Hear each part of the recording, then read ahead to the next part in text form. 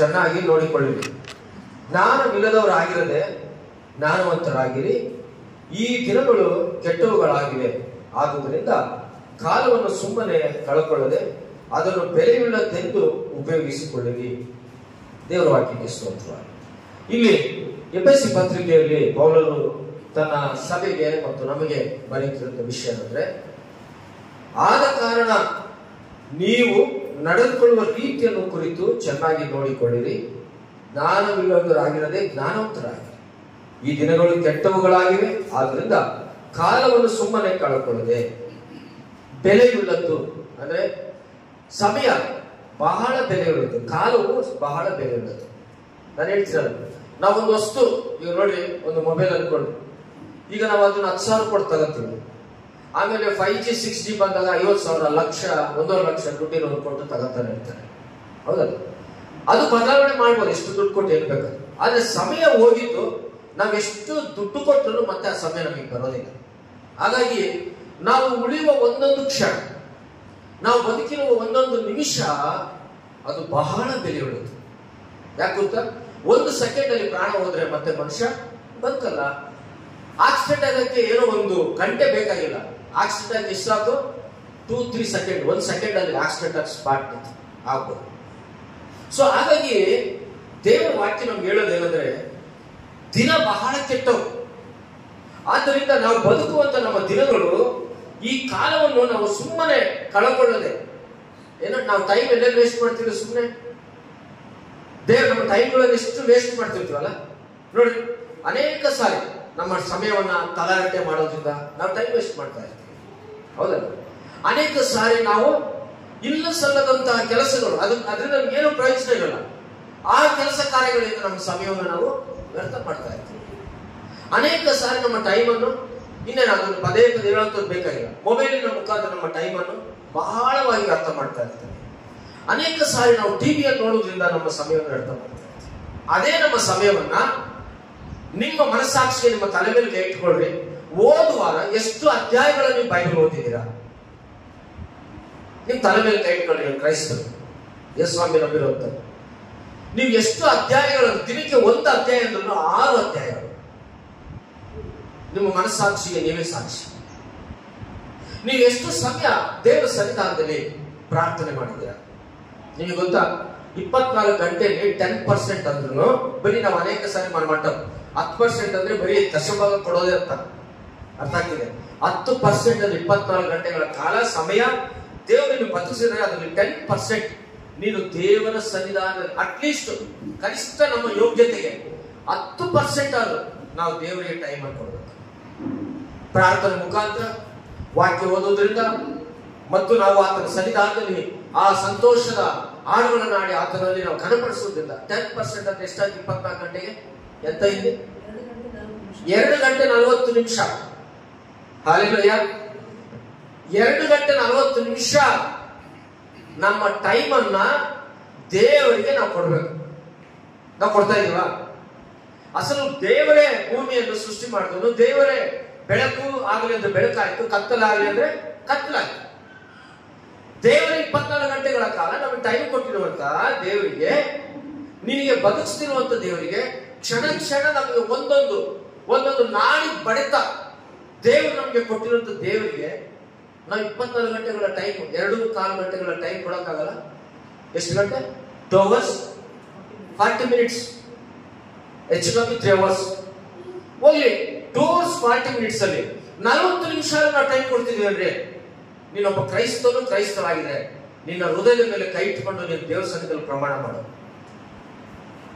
40 ನಿಮಿಷ ಅದು ಪ್ರಾರ್ಥನೆ ಮಾಡ್ತಾ ಇದೀವಾ? ಬೈಬಲ್ ಓದ್ತಾ ಇದೀವಾ? ಹೇಳಿ. ಎಷ್ಟು ಸಮಯ? 24 ಗಂಟೆಗಳ ಕಾಲ.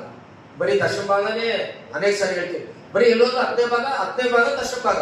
10ನೇ ಭಾಗನೂ ದೇವರು ಕೊಟ್ಟಿರುವಂತ 24 ಗಂಟೆಗಳ ಕಾಲ 2 ಗಂಟೆ 40 ನಿಮಿಷ ನಮ್ಮ ಸಮಯವನ್ನ, ನಮ್ಮ ದಿನಗಳನ್ನ, ನಮ್ಮ ಕಾಲವನ್ನು ದೇವರಿಗೆ ನಾವು ಕೊಡಬೇಕು. ಅದು ದೇವರ ಕಾಲ.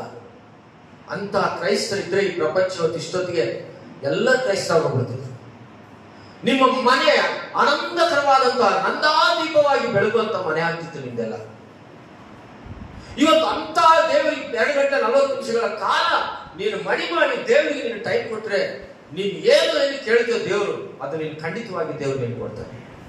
ನೀನು ದೇವರ ಸನ್ನಿಧಾನಕ್ಕೆ 24 ಗಂಟೆ 2 ಗಂಟೆ 40 ನಿಮಿಷ ಅಂದ್ರೆ ಬರೀ ಪ್ರಾರ್ಥನೆ ಅಲ್ಲ. 1 ಗಂಟೆ ನೀನು ಬೈಬಲ್ ಒಂದೇ ದಿನದಲ್ಲಿ ಕುತ್ಕೊಳ್ಳೋದು ಬೇಡ. ಅರ್ಧ ಗಂಟೆ ಬೆಳಿಗ್ಗೆ, ಅರ್ಧ ಗಂಟೆ ಮಧ್ಯಾಹ್ನ ಟೈಮ್ ಇದ್ದಾಗ, ರಾತ್ರಿ ಒಂದು 40 ನಿಮಿಷ ಟೈಮ್ ಇದ್ದಾಗ ದೇವರ ಸನ್ನಿಧಾನ. ಮುಸ್ಲಿಮ್ಸ್ ಏನ್ ಮಾಡ್ತಾರೆ, ದಿನಕ್ಕೆ 7 ಸಾರಿ ನಮಾಜ್ ಮಾಡ್ತಾರೆ. 7 ಸಾರಿ. ಸತ್ಯ ದೇವರು ಶಿಲುಬೆಯಲ್ಲಿ ನಿನಗಾಗಿ ನನಗಾಗಿ ಪ್ರಾಣವನ್ನು ಕೊಟ್ಟು ರಕ್ತವನ್ನು ಸುರಿಸಿದಂತ ದೇವರ ಸನ್ನಿಧಾನದಲ್ಲಿ ನಮ್ಮ ಸಮಯ ಕೊಡ್ತಾ ಇದ್ವ? ಎಷ್ಟೋ ಸಾರಿ ನಮ್ಮ ಕ್ರೈಸ್ತ ಜೀವಿತದಲ್ಲಿ ನಮಗೆ ಸಮಸ್ಯೆಗಳು ಬರೋದು, ರೋಗಗಳು ಬರೋದು, ನಮಗೆ ಹಣ ಇಲ್ಲದೆ ಇರುವಂತ ಕಾರಣ, ಸಾಲಗಳಾಗೋದು, ನಮಗೆ ನೆಮ್ಮದಿ ಇಲ್ಲದಿರೋ ಕಾರಣ, ನಮ್ಮ ಕುಟುಂಬದಲ್ಲಿ ಗಂಡ ಹೆಂಡತಿ ಮಕ್ಕಳು ನಾವು ಚೆದರಿ ಹೋಗೋದಕ್ಕೆ ಕಾರಣ, ನಮ್ಮ ಜೀವಿತದಲ್ಲಿ ನಮಗೆ ಆಗಬಾರ್ದು ಆಗುವಂತ ಕಾರಣ, ಎಷ್ಟು ನಾವು ಚೆನ್ನಾಗಿರ್ತೀವಿ ಅಷ್ಟು ಕೆಟ್ಟು ಹೋಗೋದಕ್ಕೆ ಕಾರಣ ದೇವರು ನಮಗೆ ಸಮಯವನ್ನು ಕೊಟ್ಟು ನೋಡ್ತಾನೆ. ಸಮಯವನ್ನು ಕೊಟ್ಟು ನೋಡ್ತಾನೆ. ಆ ಸಮಯ ಬಹಳ ಶ್ರೇಷ್ಠವಾದದ್ದು ಎಂದು ನಾವು ಎಣಿಸ್ಬೇಕು. ಅದಕ್ಕೆ ಬೈಬಲ್ ಹೇಳುತ್ತೆ, ಈ ಸಮಯವನ್ನು ನಾವು ಯಾವ ರೀತಿ ಎಣಿಸ್ಕೋಬೇಕಂತೆ, ನೀವು ನಡ್ಕೊಳ್ಳುವ ರೀತಿ ಕುರಿತು ಚೆನ್ನಾಗಿ ನೋಡ್ಕೊಳ್ಳಿ. ನೀವು ಯಾವ ರೀತಿ ನಡ್ಕೊಂತ ಇದ್ದೇವೆ, ಕ್ರಿಸ್ತನನ್ನು ಅಂಗೀಕರಿಸುವಂತ ನಾವು, ರಕ್ಷಣೆ ಹೊಂದುವಂತ ನಾವು ಯಾವ ರೀತಿ ನಡ್ಕೊಂತ ಇದ್ದೇವೆ, ಇನ್ನು ಲೋಕಾನುಸಾರವಾಗಿಲ್ಲ ಅಥವಾ ದೇವರ ವಾಕ್ಯದ ಪ್ರಕಾರ ಯಾವ ರೀತಿ ನಡ್ಕೊಂತ ಇದ್ದೇವೆ. ಜ್ಞಾನವಿಲ್ಲದವರಾಗಿದ್ರೆ ಜ್ಞಾನವಂತರಾಗಿ. ಇವತ್ತು ನಾವು ಜ್ಞಾನವಿಲ್ಲದೆ ಜೀವಿಸ್ತಾ ಇದ್ದೇವೆ. ಜ್ಞಾನವಿಲ್ಲದೆ ಕ್ರೈಸ್ತರು ಜ್ಞಾನವಿದ್ರು ಜ್ಞಾನವಿಲ್ಲದೆ ಜೀವಿಸ್ತೇವೆ. ಜ್ಞಾನ ಏನೋ ನಾವು PhD DD ಡಿಗ್ರಿಗಳು ಮಾಡಿದ್ರೆ ಏನೋ ಜ್ಞಾನ ಅಂತಲ್ಲ, ಬೇರೆ ಜ್ಞಾನ ದೇವರಿಂದ ನಮಗೆ ಬರುವಂಥದ್ದು. ನೋಡೋಣ, ಜ್ಞಾನೋಕ್ತಿಗಳು ಅದಕ್ಕೆ ಸಂಬಂಧಪಟ್ಟದ್ದು. ಜ್ಞಾನೋಕ್ತಿಗಳು 4ನೇ ಅಧ್ಯಾಯ ಜ್ಞಾನೋಕ್ತಿಗಳು 4ನೇ ವಚನ ನೋಡ್ರಿ. ತಂದೆಯು ನನಗೆ ಬೋಧಕನಾಗಿ ಹೀಗೆಂದನು, ನಿನ್ನ ಮನಸ್ಸು ನನ್ನ ಮಾತುಗಳನ್ನು ಹಿಡಿದುಕೊಳ್ಳಲಿ, ನನ್ನ ಆಜ್ಞೆಯನ್ನು ಕೈಗೊಂಡು ಸುಖವಾಗಿ ಬಾಳು, ಜ್ಞಾನವನ್ನು ಪಡೆ, ವಿವೇಕವನ್ನು ಸಂಪಾದಿಸು, ಮರೆಯಬೇಡ, ನನ್ನ ಮಾತುಗಳಿಗೆ ಹೊರೆಯಾಗಬೇಡ. ಜ್ಞಾನವಂತನಾದಂತ ದೇವರು ಜ್ಞಾನ ಕೊಟ್ಟಂತ ಸೊಲೊಮೋನ, ದೇವರೇ ಕೊಟ್ಟಿರುವಂತದ್ದು ಜ್ಞಾನ ಸೊಲೊಮೋನ. ಆತನ ಅನುಭವಪೂರ್ವಕವಾಗಿ ಬರುವಂತ ವಿಷಯ ಅಂದ್ರೆ, ತಂದೆಯು ನನಗೆ ಬೋಧಕನಾಗಿ ಹೀಗೆ ಅಂದನು. ನಮ್ಮ ಬೋಧಕನು ಯಾರು? ಬೈಬಲ್, ನಮ್ಮ ಕರ್ತನು, ನಮ್ಮ ದೇವರಾಗಿದ್ದಾನೆ. ಈ ನಮ್ಮ ಬೋಧಕನಿಗೆ ಅಂದರು, ನಿನ್ನ ಮನಸ್ಸು ನನ್ನ ಮಾತುಗಳನ್ನು ಹಿಡಿದುಕೊಳ್ಳಲಿ. ಮನುಷ್ಯ ಫೇಲ್ಯೂರ್ ಆಗ್ತದೆ ಇಲ್ಲಿ, ಮನಸ್ಸಿನಲ್ಲಿ ದೇವರ ವಾಕ್ಯಗಳು ಇರೋದಿಲ್ಲ. ಕೇಳಿದ ವಾಕ್ಯಗಳು ನಮ್ಮ ಹೃದಯದಲ್ಲಿ ಅದು ಭದ್ರವಾಗಿ ಇಟ್ಕೊಳಕ್ ಆಗ್ತಾ ಇಲ್ಲ. పగిలిపోయిన ತೊಟ್ಟೆ లాంటిది ಇರ್ಮಿಯಾ ಗ್ರಂಥ ನೋಡ್ತೀವಿ. ಮನುಷ್ಯ ಹೃದಯ ಬಿಟ್ಟುಬಿಟ್ಟಿದಂತ ಪಗಿಲಿపోయిನ ತೊಟ್ಟೆ లాంటిది, ಅಂದ್ರೆ ಒಡೆದು ಹೋದಂತ ತೊಟ್ಟಿಯ ಹಾಗೆ. ನೀನ್ ಎಷ್ಟೇ ನೀರಾಕು, ತೊಟ್ಟಿಯಲ್ಲಿ ನೀರು ನಿಲ್ಲುತ್ತಾ, ಒಡೆದೋಗಿರೋ ತೊಟ್ಟಿಲಿ ನಿಲ್ಲಲ್ಲ. ಇವತ್ತು ನಮ್ಮೆಲ್ಲರ ಅನೇಕರ ಹೃದಯಗಳು ಒಡೆದೋಗಿವೆ. ದೇವರ ವಾಕ್ಯ ಇಲ್ಲ, ಲೌಕಿಕ ಸಂಬಂಧವಾದಂತ ಜ್ಞಾನವಿಲ್ಲದವುಗಳನ್ನು ಹೃದಯದಲ್ಲಿ ಇದ್ದಾವೆ ಹೊತ್ತು, ಜ್ಞಾನವಿರುವಂತ ದೇವರು ಹೇಳುವಂತ ಬೋಧನೆಗಳು ಇವತ್ತು ನಮ್ಮ ಹೃದಯದಲ್ಲಿ ಇರೋದಿಲ್ಲ. ಹಾಗಾಗಿ ತಂದೆ ಮಾತುಗಳು ಬೋಧನೆಯನ್ನು ಕೇಳುತ್ತಾ ನಿನ್ನ ಮನಸ್ಸು ದೇವರ ಕಡೆ ಇಟ್ಟು ನನ್ನ ಆಜ್ಞೆಯನ್ನು ಕೈಗೊಂಡು ಸುಖವಾಗಿ ಬಾಳು. ಏನಂತೆ? ಸುಖವಾಗಿ ನೀನು ಬಾಳ್ಬೇಕು. ಯಾರಿಂದ? 24 ಗಂಟೆ ಕಷ್ಟದಿಂದ ಬಾಳ್ಬೇಕು, 360 ದಿನ ರೋಗದಿಂದ ಬಾಳ್ಬೇಕು, 365 ದಿನ ಬರೀ ಸಾಲ ಬಡ್ಡಿಗಳು ಕಟ್ಕೊಂಡೆ ಬಾಳ್ಬೇಕು. ಯಾರಿಗೆ ಬಯಸ್ತೀರ ನೀವು? ಬಯಸ್ತೀರ ಯಾರು ಆತರ? ನಾನು ಬರೀ ಕಷ್ಟಗಳು ಅನ್ಕೋಸ್ತೀನಿ. ಈ ವಾರ ಎಲ್ಲ ಪ್ರಭು ನನಗೆ ಕಷ್ಟ ಕೊಡಪ್ಪ, ಈ ವಾರ ಎಲ್ಲ ನನಗೆ ರೋಗಗಳು ಬರಲಪ್ಪ ಅಂತ ಯಾರಾದ್ರೂ ಪ್ರಾರ್ಥನೆ ಮಾಡ್ಕೊತೀವ? ಮಾಡ್ತೀವಿ? ಯಾರಾದ್ರೂ ಮಾಡಲ್ಲ. ನಾವು ಸುಖ ಸಂತೋಷ, ಈ ವಾರ ಎಲ್ಲ ಆರೋಗ್ಯ ಕೊಡಪ್ಪ, ಈ ವಾರ ಎಲ್ಲ ನಮ್ಗೆ ನೆಮ್ಮದಿ ಕೊಡಪ್ಪ, ಈ ವಾರ ಎಲ್ಲ ನಮ್ಗೆ ಆಶೀರ್ವಾದ ಮಾಡಪ್ಪ ಅಂತ ನಾವು ನಾವು ಬೇಡ್ತೀವಿ. ಅದಕ್ಕೋಸ್ಕರ ಏನಂತ ದೇವರ ವಾಕ್ಯ ನಾವು ಗಮನಿಸುವಂತಹ ವಿಷಯ 4-5 ವಚನದಲ್ಲಿ, ನನ್ನ ಆಜ್ಞೆಯನ್ನು ನಿನ್ನ ಮನಸ್ಸು ನನ್ನ ಮಾತುಗಳನ್ನು ಹಿಡಿದುಕೊಳ್ಳಲು ನನ್ನ ಆಜ್ಞೆಯನ್ನು ಕೈಗೊಂಡು ಸುಖವಾಗಿ ಬಾಳು. ಏನ್ ಮಾಡಬೇಕಂದ್ರೆ ನೀನು ಸುಖವಾಗಿ ಬಾಳಬೇಕು ಅಂದ್ರೆ ದೇವರ ಮಾತುಗಳನ್ನು ಕೈಗೊಂಡು ನಡೀಬೇಕು. ಬೈಬಲ್ ಅನ್ನ ಎಷ್ಟು ಗಂಟೆ ಕಾಲ? 2 ಗಂಟೆ 40 ನಿಮಿಷಗಳ ಕಾಲ ಒಂದು ದಿನದಲ್ಲಿ ನೀನು ಅರ್ಧ ಗಂಟೆ ಆದ್ರು 20 ನಿಮಿಷ ನೀನು ಬೈಬಲ್ ನಿನ್ ಟೈಮ್ ಇದ್ದಾಗ ಓದ್ಬೇಕು. ನೀನ್ ಕೆಲಸದಲ್ಲಿ ಹೋಗ್ತೀಯ ಅನ್ಕೋ, ನಿನ್ ಕೆಲಸ ಎಲ್ಲ ಮುಗಿದ್ಮೇಲೆ ನಿನ್ ಜೊತೆ ಬೈಬಲ್ ಇದ್ರೆ ಒಂದು 20 ನಿಮಿಷ ಬೈಬಲ್ ಓದ್ಕೋ, ಕ್ರಮವಾಗಿ ಓದ್ಕೋ. ನಾನು ಎಷ್ಟೋ ಸತಿ ಹೇಳ್ತೀನಿ, ಜ್ಞಾನೋಕ್ತಿಗಳು 1-31. ನಿನ್ನೆ ದಿನ ತಾರೀಕು ಎಷ್ಟು? ನಿನ್ನೆ ತಾರೀಕು ಎಷ್ಟು? ನಿನ್ನೆ ಎಂತ ಡೇಟು? 20 ಅಧ್ಯಾಯ ಎಂತమంది చదివినండి చేతులు ఎత్తమంటే ముఖం తెచ్చుకోండి. దేవుని సన్నిధిలో అబద్ధం ಮಾಡಬಹುದು. ಜ್ಞಾನೋಕ್ತಿ ದಿನಕ್ಕೆ ಒಂದು ಅಧ್ಯಾಯ ಓದಿದ್ರೆ 1 ತಿಂಗಳು ಕರೆಕ್ಟ್ ಆಗಿ ಮುಗಿತದೆ. ಆ ತರ ದಿನ ವರ್ಷಕ್ಕೆ 12 ಸಾರಿ ಒಂದೊಂದು ವಚನ ಅಧ್ಯಾಯ ಓದ್ತೇವೆ. ಅದಂದ್ರೆ ಬೈಬಲ್ ಓದೋದು. ಇವತ್ತಿನ ದಿನ 21ನೇ ತಾರೀಕು. ಇವತ್ತು ಸಾಯಂಕಾಲದೊಳಗೆ 21ನೇ ಜ್ಞಾನೋಕ್ತಿಯನ್ನು ಓದ್ತೀಯಾ? ನಿನ್ನೆ ದಿನ 20ನೇ ತಾರೀಕು ನೀನು ಜ್ಞಾನೋಕ್ತಿ ಓದಿದೆ? 20ನೇ ಜ್ಞಾನೋಕ್ತಿ ಹೇಳಿ. ಸಮಯವನ್ನು ನಾವು ಏನ್ ಮಾಡ್ತಿದೀವಿ? 24 ಗಂಟೆಗಳ ತಾಸು, 2 ಗಂಟೆ 40 ನಿಮಿಷ 10ನೇ ಭಾಗವನ್ನ ನಿನ್ನ ಬರೀ ದುಡ್ಡು ದೇವರು ಕೇಳಲ್ಲ, ನಿನ್ನ ಸಮಯವನ್ನ ದೇವರು ಕೊಡಬೇಕು. ಕೊಡ್ತಾ ಇದೀವಿ ನಾವು? ಯಾವ ಟೈಮ್ ಕೊಡ್ತಿದೀವಿ ನಾವು? ಯಾವುದಕ್ಕೆ ಟೈಮ್ ಕೊಡ್ತಿದೀವಿ ಹೇಳಿ? ನಿಮ್ಮ ಮನಸ್ಸಾಕ್ಷಿ ಪ್ರಕಾರ.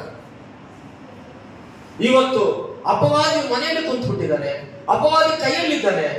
ಇವತ್ತು ಎಲ್ಲಿ ನೋಡಿದ್ರು ನಿನ್ನ ಸಮಯವನ್ನ ಟಿವಿಯ ಮುಂದೆ, ಮೊಬೈಲ್ ಮುಂದೆ, ಲೋಕದ ಮುಂದೆ, ಜನಗಳ ಮುಂದೆ, ಕೆಲಸಕ್ಕೆ ಬಾರದಂತ ವಿಷಯಗಳ ಮೇಲೆ ನಿನ್ನ ಜೀವನ ಕಳೀತಾ ಇಲ್ಲ. ಆದ್ರೆ ದೇವ್ರ ವಾಕ್ಯ ಹೇಳುತ್ತೆ, ನಿನ್ಗೆ ಸುಖ ಬೇಡವಾ? ನೀನು ಸುಖವಾಗಿ ಬಾಳಬೇಡವಾ? ನೀನು ಸುಖವಾಗಿ ಬಾಳ್ಬೇಕು ಅಂದ್ರೆ ನೀನೇನ್ ಮಾಡ್ಬೇಕಂದ್ರೆ ದೇವರಿಗೆ ನೀನು ಸಮಯವನ್ನು ಕೊಡಬೇಕು. ನಿನ್ನ ಮನಸ್ಸು ನನ್ನ ಮಾತನ್ನು ಹಿಡಿದುಕೊಳ್ಳಲಿ, ನನ್ನ ಆಜ್ಞೆಗಳನ್ನು ಕೈಗೊಂಡು ಸುಖವಾಗಿ ಬಾಳು. 5 ವರ್ಷ ಜ್ಞಾನವನ್ನು ಪಡೆ, ವಿವೇಕವನ್ನು ಸಂಪಾದಿಸು, ಮರೆಯಬೇಡ, ನನ್ನ ಮಾತುಗಳಿಗೆ ಹೊರೆಯಾಗಬೇಡ. ಏನ್ ಹೇಳ್ತಾರೆ ದೇವರು? ಏನ್ ಹೇಳ್ತಿದ್ರು? ಜ್ಞಾನವನ್ನು ಪಡೆ. తెలుగులో 5 నిమిషం తెలుగులో బాగా మాట నేను రాత్రి చదువుతాను. వినండి, జ్ఞానమును సంపాదించుకో,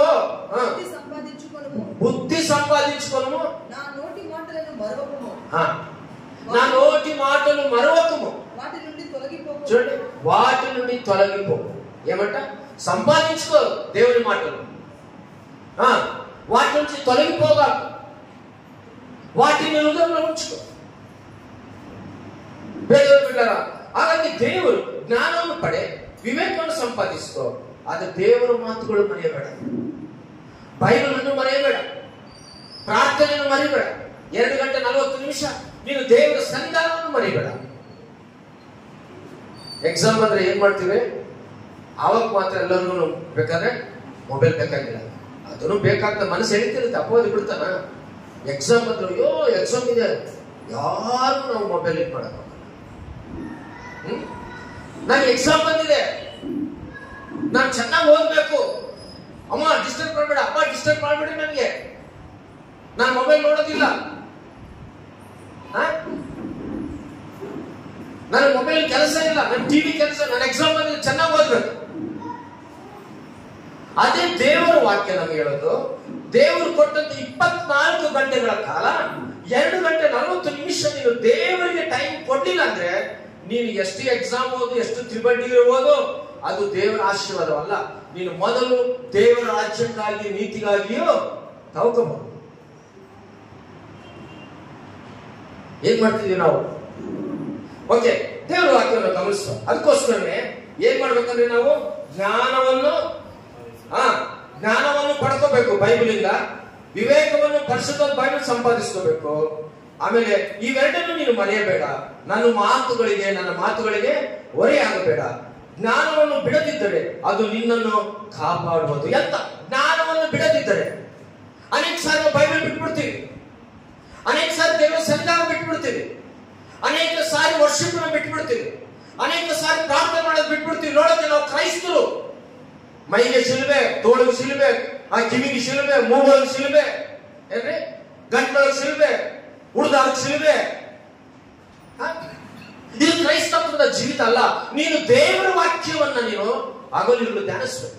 ದಿನಕ್ಕೆ 2 ಗಂಟೆ 40 ನಿಮಿಷ 10ನೇ ಭಾಗ ನೀನು ಒಂದೊಂದು ಉಸಿರು ಉಡು ನಿನ್ನ ಜೀವಿತದಲ್ಲಿ ನಾಡಿ ಬಡಿತಿರೋದು ನೀನು ದೇವರ ಮಗನು ಮಗಳಾಗಿರುತ್ತದೆ.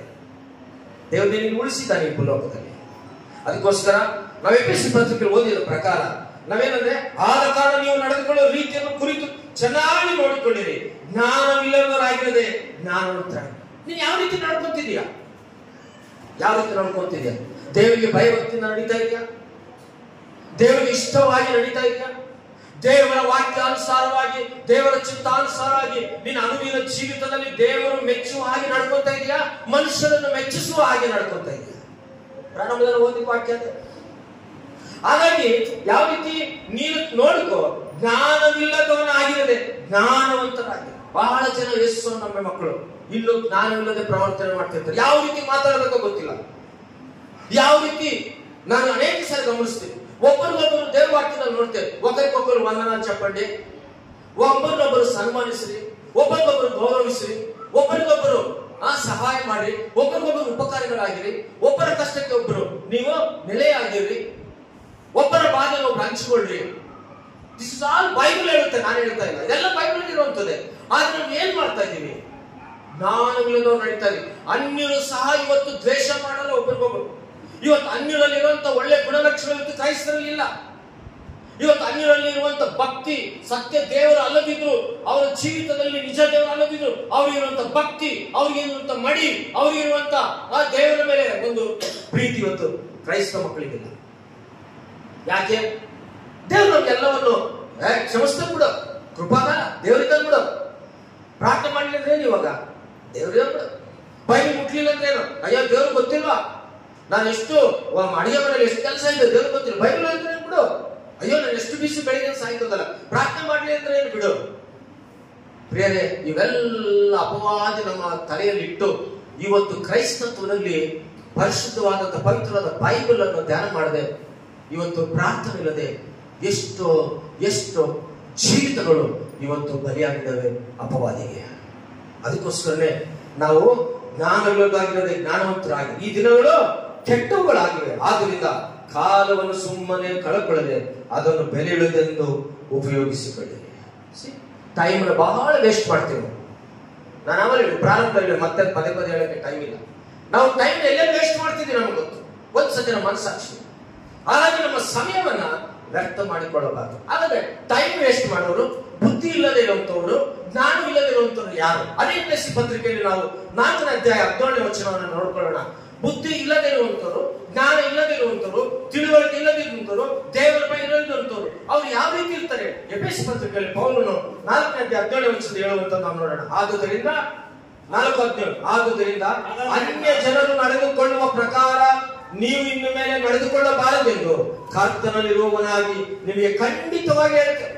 ಪೌಲನು ಸೌಲನಾಗಿದ್ದಾಗ ಕ್ರೈಸ್ತರನ್ನು ಹಿಂಸಿಸುವಂತ ಸಮಯದಲ್ಲಿ, ಅನೇಕ ಸಭೆಗಳನ್ನು ನುಗ್ಗಿ ಸ್ತ್ರೀಯರನ್ನು ಹಿಂಸಿಸುವ ಸಮಯದಲ್ಲಿ, ಅನೇಕರನ್ನು ಸೆರೆಮನೆಗೆ ಹಾಕಿದಂತ ಸಮಯದಲ್ಲಿ, ಆ ಪೌಲನ ಜೀವಿತದಲ್ಲಿ ಆತನು ಒಂದು ಸಾರಿ ಕ್ರಿಸ್ತನನ್ನು ಅರಿಯದೇ ಇದ್ದಂತವನು, ಎಷ್ಟೋ ಲೋಕದಲ್ಲಿ ತಪ್ಪುಗಳು ಪಾಪಗಳು ಮಾಡಿದಂತ ಆ ಸೌಲನನ್ನು ದೇವರು ದಮಸ್ಕ ಬೀದಿಯಲ್ಲಿ ದರ್ಶಿಸಿ, ಆ ಸೌಲನನ್ನು ದೇವರು ಕಂಡಾಗ, ಆತನು ಪೌಲನಾಗಿ ಮಾರಲ್ಪಟ್ಟಾಗ, ಆತನು ಎಫೆಸದಲ್ಲಿರುವಂತಹ ಸಭೆಯವರಿಗೆ ದೇವರು ಬರೀತಿರುವಂತಹ ವಿಷಯ, ಆತನ ಅನುಭವ.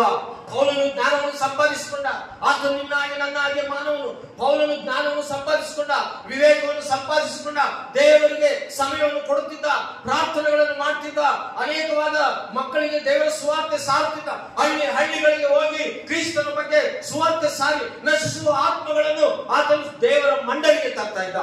ಅಷ್ಟೇ ಅಲ್ಲ, ಪ್ರತಿ ಹಳ್ಳಿಗಳಲ್ಲಿ ಸಭೆಗಳಲ್ಲಿ ಕಟ್ಟಿ ಅನೇಕರನ್ನು ಹಿರಿಯರನ್ನು ಸಿದ್ಧ ಮಾಡಿ ಪೌಲನು ಬರೀತಿರುವಂತ ವಿಷಯ, ಆತನ ಅನುಭವ. ಆತನು ಒಳ್ಳೆ ಮೇಧಾವಿ, ಆತನ ಹಣವಂತನು, ಆತನು ಕುಲದಲ್ಲಿ ದೊಡ್ಡವನು, ಆತನು ಜ್ಞಾನವಂತನು, ಆತನು ನಿಮ್ಮೆಲ್ಲರಿಗಿಂತಲೂ ಹೆಚ್ಚಾದ ಡಿಗ್ರಿಯನ್ನು ಓದಿದಂತ ಆ ಸೌಲನು ಪೌಲನಾದ್ಮೇಲೆ ಈ ಲೋಕದಲ್ಲಿ ಇವೆಲ್ಲವನ್ನು ಕಸಕ್ಕೆ ಸಮಾನ, ಇದನ್ನ ಹಿಂದಿನವುಗಳನ್ನು ಮರೆತು ಮುಂದಿನವುಗಳ ಮೇಲೆ ನನ್ನ ಮನಸ್ಸಿರ್ತೇನೆ ಎಂಬುದಾಗಿ ಎಲ್ಲವನ್ನು ಕಸಕ್ಕೆ ಸಮಾನ ಮಾಡಿಕೊಂಡು ಕ್ರಿಸ್ತನಿಗಾಗಿ ಆತನ ಸಮಯವನ್ನು ಕೊಟ್ಟ. Are you giving time to God? ನೀನು ಕ್ರಿಸ್ತನಿಗಾಗಿ ಸಮಯವನ್ನು ಕೊಡ್ತಾ ಇದೆಯಾ? ಎಷ್ಟು ಸಾರಿ ನೀನು ಬೈಬಲ್ ಹಿಡ್ಕೊಳ್ತಾ ಇದೆಯಾ? ಎಷ್ಟು ಸಾರಿ ನೀನು ಪ್ರಾರ್ಥನೆ ಮಾಡ್ತಾ ಇದೆಯಾ? ಪ್ರಿಯ ದೇವರ ಮಕ್ಕಳೇ, ಪೌಲನ ಜೀವಿತದಲ್ಲಿ ಅನುಭವಪೂರ್ವಕವಾಗಿ ಸಭೆಗೆ ಬರೀತಿರುವಂತದ್ದು, ಅನ್ಯ ಜನರು ನಡೆದುಕೊಳ್ಳುವ ಪ್ರಕಾರ ನೀವು ಇನ್ನು ಮೇಲೆ ನಡೆದುಕೊಳ್ಳಬಾರದೆಂದು ಕರ್ತನಲ್ಲಿರುವವನು ನಿಮಗೆ ಖಂಡಿತವಾಗಿ ಹೇಳ್ತೇನೆ. ಯಾಕೆಂದ್ರೆ ಆ ಸಭೆ ತಪ್ಪಿ ಹೋಗಿದೆ. ಆ ಸಭೆಯಂತ ವಿಶ್ವಾಸಿಗಳು ಬಲಹೀನರಾಗಿದ್ದಾರೆ. ಆ ಸಭೆಯಂತ ವಿಶ್ವಾಸಿಗಳಿಗೆ ದೇವರ ಭಯವಿಲ್ಲ. ಅಲ್ಲಿ ಅನ್ಯರ ಮಧ್ಯದಲ್ಲಿ ಸೇರಿಕೊಂಡು ಇವರು ಅವರ ಪದ್ಧತಿಗಳನ್ನು ಆಚರಿಸ್ತಾ ಇರುವ ಸಮಯದಲ್ಲಿ ಎಫೆಸದ ಸಭೆಗೆ ಪೌಲನು, ಇವತ್ತು ದೇವರ ಸಭೆಗೆ ಪೌಲನ ಮುಖಾಂತರ ಪರಿಶುದ್ಧವಾದಂತ ಈ ಬೈಬಲ್ ನಮ್ಮನ್ನು ಎಚ್ಚರಿಸ್ತಾ ಇದೆ. ಏನ್ ಎಚ್ಚರಿಸ್ತಾ ಇದೆ ಅಂದ್ರೆ, ನೀವು ಅನ್ಯ ಜನರು ನಡೆದುಕೊಳ್ಳಬಾರದೆಂದು ಕರ್ತನು ನಿಮಗೆ ಬೇಡಿಕೊಳ್ಳುತ್ತೇನೆ, 18ನೇ ವಚನ, ಅವರು ನಿಷ್ಪ್ರಯೋಜನವಾದ ಬುದ್ಧಿಯುಳ್ಳವರಾಗಿ ನಡೆದುಕೊಳ್ಳುತ್ತಾರೆ. ಯಾವ ರೀತಿ ನಡೀತಾರೆ ಅನ್ಯರು? ಕ್ರಿಸ್ತನ ಅರಿದವರು ನಿಷ್ಪ್ರಯೋಜನವಾದ ಬುದ್ಧಿ ಇಲ್ಲದವರಾಗಿ. ನಮಗೇನ್ ಹೇಳ್ತಾರೆ ಇಲ್ಲಿ ನಾವು ಬಂದಾಗ? ನೀವು ಜ್ಞಾನವಿಲ್ಲದವರಾಗಿ ಇರದೆ ಜ್ಞಾನವಂತರಾಗಿರಿ. 5:15 ನೋಡ್ತೀವಿ. ಇಲ್ಲಿ ನಾವು ನೋಡ್ತೇವೆ ಇವರೆಲ್ಲ ಯಾವ ರೀತಿ ಇದ್ದಾರೆ ಅಂದ್ರೆ ನಿಷ್ಪ್ರಯೋಜನವಾದ ಬುದ್ಧಿಯುಳ್ಳವರಾಗಿ ನಡೆದುಕೊಳ್ಳುತ್ತಾರೆ. ಇವರು ಲೋಕದ ವಿಷಯದಲ್ಲಿ ನಡೆದುಕೊಳ್ತಾ ಇದ್ದಾರೆ. ಆಮೇಲೆ ನೋಡೋಣ.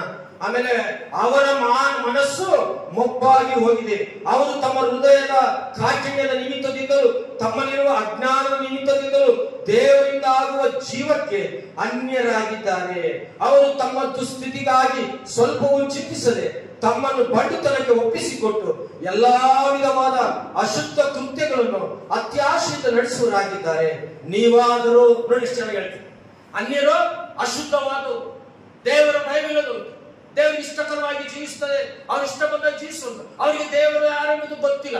ನಮಗಾದರೂ, ಅದಕ್ಕೆ ನೀವು ಹೇಳ್ತಿರುವಂತ ನೀವಾದರೂ 20 ನೀವಾದರೂ ಕ್ರಿಸ್ತನ ಧರ್ಮವನ್ನು ಅಂತದ್ದೆಂದು ಕಲಿತುಕೊಳ್ಳಲಿಲ್ಲ, ಆತನನ್ನೇ ಕೇಳಿದ್ದೀರಲ್ಲ, ಆತನಿಗೆ ಉಪದೇಶವನ್ನು ಹೊಂದಿದ್ದೀರಲ್ಲ. ಯೇಸುವಿನಲ್ಲಿರುವ ಸತ್ಯೋಪದೇಶವು ಯಾವುದೆಂದರೆ ನೀವು ನಿಮ್ಮ ಹಿಂದಿನ ನಡತೆಯನ್ನು ಅನುಸರಿಸದೆ ಪೂರ್ವ ಸ್ವಭಾವವನ್ನು ತೆಗೆದು ಹಾಕಿಬಿಡಬೇಕು. ಅದು ಮೋಸಕರವಾದ ದುರಾಶೆಗಳಿಂದ ಕೆಟ್ಟು ಹೋಗಿರುವಂತದ್ದು. ಏನಾಗಿದೆ? ಅನ್ಯರಾದರೂ ಇದನ್ನು ಮಾಡ್ತಿದ್ರು. ಮೋಸಕರವಾಗಿ ಜೀವಿಸ್ತಾರೆ, ಅಪವಿತ್ರವಾಗಿ ಜೀವಿಸ್ತಾರೆ, ದೇವರಲ್ಲದವುಗಳನ್ನು ದೇವರೆಂದು ಭಾವಿಸ್ತಾ ಇದ್ದಾರೆ. ಅನೇಕ ಮಾಟ ಮಂತ್ರ, ದುರಾತ್ಮ ಶಕ್ತಿಗಳು, ದಿನಗಳು, ತಿಥಿಗಳು, ಅನೇಕವಾದ ಪದ್ಧತಿಗಳನ್ನು ಮಾಡ್ತಾ ಇದ್ರು. ನೀವಾದರೂ ಕಲ್ವರಿ ಕ್ರೂಚಿಯಲ್ಲಿ ಪ್ರಾಣವನ್ನು ಕೊಟ್ಟು ರಕ್ತವನ್ನು ಸುರಿಸಿ ನನ್ನ ಪಾಪಗಳಿಗಾಗಿ ಬಲಿಯಾದಂತ, ತಲೆಗೆ ಮುಳ್ಳಿನ ಕಿರೀಟವನ್ನು ಕೈ ಕಾಲುಗಳ ಮಳೆಯಿಂದ ಒಡಿಸಿಕೊಂಡು ಪತ್ತೆಗೆ ತೀರಿಸಿಕೊಂಡಂತ, ನಿನಗಾಗಿ ನನಗೋಸ್ಕರ ಕಣ್ಣೀರಿಟ್ಟು ಶ್ರಮೆ ಅನುಭವಿಸಿದ ಯೇಸು ಕ್ರಿಸ್ತನನ್ನು ನಿಮ್ಮ ಸ್ವಂತ ರಕ್ಷಕನಾಗಿ ನೀವು ಅಂಗೀಕರಿಸಿದ್ರಲ್ಲ. ಈಗ ನೀವು ಅನ್ಯರಾಗಿ ಜೀವಿಸ್ತಾ ಇದ್ದೀರಾ. ಹಳೆಯ ಆಚಾರಗಳಿಗೆ ನೀವು ಜೀವಿಸ್ತಾ ಇದ್ದೀರಾ. ಹಳೆಯ ಪದ್ಧತಿಗಳ ಪ್ರಕಾರ ನೀವು ಜೀವಿಸ್ತಾ ಇದ್ದೀರಾ. ಇನ್ನು ತಿಥಿ, ಹುಣ್ಣಿಮೆ, ಅಮಾವಾಸ್ಯೆ, ಇನ್ನು ಅನೇಕ ಕೃತ್ಯಗಳನ್ನು ನೀವು ಜೀವಿಸ್ತಿದ್ದೀರಾ. ಆಗಲ್ಲ. 24 ಗಂಟೆಗಳ ಕಾಲ 2 ಗಂಟೆ 40 ನಿಮಿಷ ನೀನು ದೇವರಿಗೆ ಕೊಡುವಂತಹ ನಿಮಿಷವಾದ ಕ್ರೈಸ್ತರು, ಆತನೇ ಪರಲೋಕದ ವಾರಸರು. ಆಮೇಲೆ ಅನ್ಯರಾದರೂ ನೋಡುವಂಥದ್ದು ವಿಷಯ. ಅದಕ್ಕೋಸ್ಕರ ನೀವಾದರೂ ಕ್ರಿಸ್ತನ ಧರ್ಮವನ್ನು, ಅದಕ್ಕಿಂತ ಕೆಳಗೆ ನಿಮ್ಮ ಹಿಂದಿನ ನಡತೆಯನ್ನು ಅನುಸರಿಸದೆ. ಯಾಕೆ ಈ ಸಭೆಯಲ್ಲಿ ಇನ್ನು ಹಿಂದಿನ ನಡತೆ ಅನುಸರಿಸಿದರೆ ಯೇಸುವನ್ನು ನಂಬಿ ಏನ್ ಮಾಡ್ತಿದ್ರು ಇವರು? ಇವರು ಇನ್ನು ಸುಳ್ಳಾಡ್ತಾ ಇದ್ರು, ಇವರು ಇನ್ನು ಅನ್ಯಾಯವಾಗಿ ಜೀವಿಸ್ತಾ ಇದ್ರು, ಇವರು ಇನ್ನು ದೇವರ ಬಯಲಿನಲ್ಲಿ ಜೀವಿಸ್ತಾ ಇದ್ರು, ಇವರು ಇನ್ನು ಆಚಾರ ಪದ್ಧತಿಗಳು, ಇವರಿನ್ನು ಅಮಾವಾಸ್ಯೆ ಹುಣ್ಣಿಮೆಗಳು, ಇವರಿನ್ನು ತಿಥಿಗಳು, ಇವರಿನ್ನು ಅನೇಕವಾದಂತಹ ಕೆಟ್ಟ ಪದ್ಧತಿಗಳಲ್ಲಿ ಜೀವಿಸ್ತಾ ಇದ್ದಾರೆ. ಅದಕ್ಕೋಸ್ಕರ ಸಭೆಗೆ ಎಚ್ಚರಿಸುವಂತ ವಿಷಯ. ಭಕ್ತನಾದ ಪೌಲನು ಆ ರೀತಿ ಮಾಡಿಲ್ಲ. ಆತನು ಒಂದು ಸಭೆ ಕ್ರಿಸ್ತನು ತನ್ನ ಹೃದಯದಲ್ಲಿ ಅಂಗೀಕರಿಸಿದ ಮೇಲೆ ಆತನ ಕುರಿತು ನೀವು ಕೊರಿಂಥಿ ಪತ್ರಿಕೆಯಲ್ಲಿ ನೀವು ಹೋದ್ರೆ, ನಿಮಗಿಂತಲೂ ನನಗಿಂತಲೂ ಬಹಳ ಆಚಾರ ಪದ್ಧತಿಗಳುಂಟನು, ನಿಮಗಿಂತಲೂ ನನಗಿಂತಲೂ ಆತನು ಒಳ್ಳೆ ದೊಡ್ಡ ಸ್ಥಾನದಲ್ಲಿದ್ದಂಥವನು ರೋಮ ಚಕ್ರವರ್ತಿಗಳ ಮುಂದೆ ಅಂತವನು ತನ್ನನ್ನು ತಾನು ಬರಿದು ಮಾಡಿಕೊಂಡು ಇವತ್ತು ದೇವರ ಸನ್ನಿಧಾನದಲ್ಲಿ ಆತನ ಸಮಯವನ್ನು ಕಳೆದು ಆ ಜ್ಞಾನವನ್ನು ದೇವರ ವಾಕ್ಯವನ್ನು ಸಂಪಾದಿಸಿಕೊಂಡು ಪೌಲನು ಅನೇಕ ಜನರಿಗೆ ಸಭೆಗೆ ಎಚ್ಚರಿಸ್ತಾ ಇದ್ದಾನೆ. ಏನಂತ ಎಚ್ಚರಿಸ್ತಾನೆ? ನೀವು ನಿಮ್ಮ ಹಿಂದಿನ ನಡತೆಯನ್ನು ಅನುಸರಿಸದೆ ಪೂರ್ವ ಸ್ವಭಾವವನ್ನು ತೆಗೆದು ಹಾಕಿ ಬಿಡಿರಿ. ಯಾಕೆ? ಇವರಲ್ಲಿ ಇನ್ನೂ ಹಳೆ ಸ್ವಭಾವ ಇದೆ. ಎಫೆಸ ಸಭೆಯಲ್ಲಿ ಏನಿದೆ? ಚರ್ಚೆಗೆ ಬರ್ತಿದ್ದಾರೆ, ಹಾಡು ಹೇಳ್ತಿದ್ದಾರೆ, ಆರಾಧನೆ ಮಾಡ್ತಿದ್ದಾರೆ, ದಶಭಾಗ ಕೊಡ್ತಿದ್ದಾರೆ, ಎಲ್ಲ ಮಾಡ್ತಿದ್ದಾರೆ. ಆದ್ರೆ ಇನ್ನು ಇವರ ಜೀವಿತ ಇನ್ನಿದೆ. ಇವರ ಜೀವಿತದಲ್ಲಿ ಹಿಂದಿನ ನಡತೆಯನ್ನು ಅನುಸರಿಸದೆ ಪೂರ್ವ ಸ್ವಭಾವವನ್ನು ತೆಗೆದು ಹಾಕಿ. ಇವರಲ್ಲಿ ಏನ್ ಸ್ವಭಾವ ಇದೆ? ಹಳೆಯ ಸ್ವಭಾವ. ಯಾವ ಹಳೆಯ ಸ್ವಭಾವ? ನಾನು ಯೇಸು ಸ್ವಾಮಿ ನಂಬುದಕ್ಕಿಂತ ಮುಂಚೆ ನನ್ನಲ್ಲಿ ಹಳೆಯ ಸ್ವಭಾವ ನನ್ನಲ್ಲಿದ್ರೆ ಅದು ದೇವರು ಇಷ್ಟಪಡುವಂತನಲ್ಲ. ಕ್ರಿಸ್ತ ನಂಬಿದ ಮೇಲೆ ನಿನ್ನಲ್ಲಿರುವಂತ ಹಳೆಯ ಸ್ವಭಾವಗಳು ಏನಿತ್ತು? ಹಳೆಯ ಸ್ವಭಾವ ನಿನ್ನ ಟೆಸ್ಟ್ ಮಾಡಿ ನಿನಗೆ ಗೊತ್ತು ನೀನೇನಿತ್ತು ನಿನ್ನ ಹಳೆಯ ಸ್ವಭಾವ. ಈ ಹಳೆಯ ಸ್ವಭಾವವನ್ನು ಏನಂತೆ ತೆಗೆದು ಹಾಕಿ ಬಿಡಬೇಕು. ಅದು ಮೋಸಕರವಾದ ದುರಾಶೆಗಳಿಂದ ಕೆಟ್ಟು ಹೋಗುವಂಥದ್ದು. ಎಂತದಂತೆ? ಯೇಸು ಕ್ರಿಸ್ತನ ಮಕ್ಕಳು ಎಫೆಸಿ ಸಭೆ, ಕ್ರಿಯೋನು ಸಭೆಗೆ ಪೌಲನ ಮುಖಾಂತರ ಪರಿಶುದ್ಧಾತ್ಮ ಹೆಚ್ಚಿಸುವ ನಿನ್ನ ಹಳೆಯ ಸ್ವಭಾವಗಳು ನೀನು ತೆಗೆದ. ಅದು ಸ್ವಭಾವ ಎಂತದು? ಅದು ಮೋಸಕರವಾದ ದುರಾಶೆಗಳಿಂದ ಕೆಟ್ಟು ಹೋಗಿರುವಂತ ಸ್ವಭಾವ. ಇದು ದೇವರು ತನ್ನ ಮಕ್ಕಳಲ್ಲಿ ಇರುವುದಾದ್ರೆ ಇಷ್ಟಪಡೋನಲ್ಲ. ನಾವು ಲೋಕದಲ್ಲಿ ಚೆನ್ನಾಗಿ ಕಾಣ್ಬೋದು, ಆದ್ರೆ ದೇವರಿಗೆ ನಾವು ಚೆನ್ನಾಗಿ ಕಾಣ್ಬೋದು. ಇದೆಯಾ? ಇನ್ನು ಪದ್ಧತಿಗಳಿದಾವ, ಆಚಾರಗಳಿದಾವ, ಹಳೆಯ ಸ್ವಭಾವಗಳಿದಾವ. ನೆನೆ ಒಂದು ಮದುವೆ ಹೋಗಿದ್ದೆ. ಏನ್ ಮಾಡುದು? ಒಂದು ಮದುವೆ ಹೋಗಿ ಕುಸಲಕ್ಕಿ ಕಟ್ತಾರಂತೆ. ಕುಸಲಕ್ಕಿನ ಯಾವಕ್ಕಿ? ದೇವ್ರ ಮಕ್ಕಳು ಉರುಳಕ್ಕಿ. ಅದೇ ಅಕ್ಕಿ ಕಟ್ಟು ಊರಲ್ಲಿ ತಿನ್ನಿಸ್ತಾರಂತಲ್ಲಪ್ಪ. ಉಡಕ್ಕಿ ಕಟ್ಟಬೇಕಂತೆ. ಆಮೇಲೆ ಚೊಂಬು ತಲೆ ಇಡಬೇಕಂತೆ. ಏನ್ ಇಟ್ಕೊಂಡೆ ತಿರುಗಬೇಕಂತೆ. ಯಾರು ಇವರು? ಯಾರೇ ಕತ್ತಲಲ್ಲಿ ಏ ಸ್ವಾಮಿ ನಂಬಿದ ಮಕ್ಕಳು ಬಾಯಿ ಬಂದಾಗ ಬೈದಾರೆ. ಬೈಬಲಲ್ಲಿ ಯಾವತ್ತ ನಿನ್ ಜೀವಿತ ತಲೆ ಮೇಲೆ ಇಟ್ಕೊಂಡಿದ್ರ? ಕೇಳಿ ಒಂದು ಮಾತು. ಯಾವತ್ತಾದ್ರೂ ಬೈಬಲ್ ತಲೆ ಮೇಲೆ ಇಟ್ಕೊಂಡು ಪ್ರಾರ್ಥನೆ ಮಾಡ್ಕೊಂಡಿದ್ಯಾ? ನಿನ್ನ ಆರೋಗ್ಯಕ್ಕೋಸ್ಕರ, ನಿನ್ನ ಕಷ್ಟಗಳಿಗೋಸ್ಕರ? ಕುಸಲಕ್ಕಿ ಉಡಲಕ್ಕಿ ಇಟ್ಕೊಂಡು ಊರು ಸುತ್ತಾರಂತೆ. ನೀನು ದೇವರ ಮಗನ ಯೇಸು ನಂಬಿರುವಂತದ್ದು. ಇನ್ನು ನಿಮ್ಮ ಹಳೆಯ ನಡತೆಗಳು, ಹಳೆಯ ಸಂಪ್ರದಾಯಗಳು, ಹಳೆಯ ಆಚಾರಗಳು ನೀವು ಇನ್ನೂ ಬಿಟ್ಟಿಲ್ವಲ್ಲ. ನೀವು ದೇವರ ನಾಮವನ್ನು ಹಾಳು ಮಾಡುವಂತ ಕ್ರೈಸ್ತರು. ನೀವು ಅಂತ ದೇವರ ನಾಮವನ್ನ ಹಾಳು ಮಾಡುವಂತ ಕ್ರೈಸ್ತರು. ಪ್ರಿಯರೇ, ಅದಕ್ಕೆ ದೇವರು ಆ ದಿನಗಳಲ್ಲಿ ಸಭೆಯಲ್ಲಿ ತೋರಿದ್ರು, ನಿಮ್ಮ ಹಿಂದಿನ ನಡತೆಯನ್ನು ಪೂರ್ಣ ಸಭೆ ತೆಗೆದುಹಾಕಿಬಿಡಿ. ಅದು ಮೋಸಕರವಾದ ದುರಾಶೆಗಳನ್ನು ಕೆಟ್ಟುವಂಥದ್ದು. ನೀವು ನಿಮ್ಮ ಅಂತರ್ಯದಲ್ಲಿ ಹೊಸಬರಾಗಿ ನೂತನ ಸ್ವಭಾವವನ್ನು ಧರಿಸಿಕೊಳ್ಳಿ.